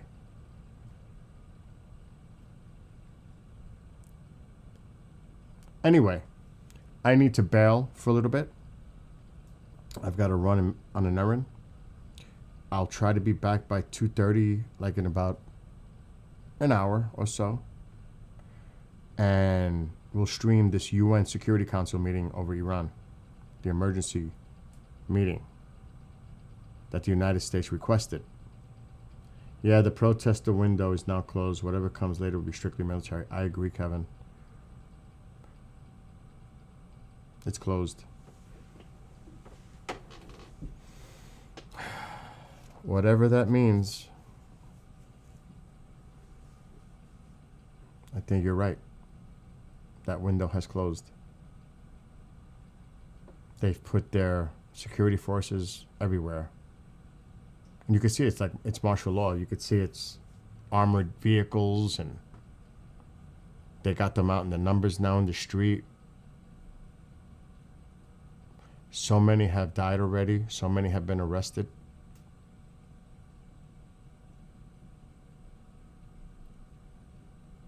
Oh my God.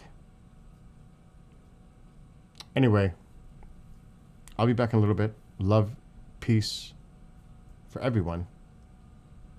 But my gosh, my prayers go out to the people of Iran. And I hope sooner rather than later that they get their freedom.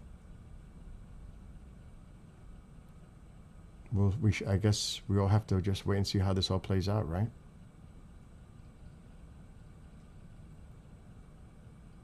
Anyway, I'll be back in a little while.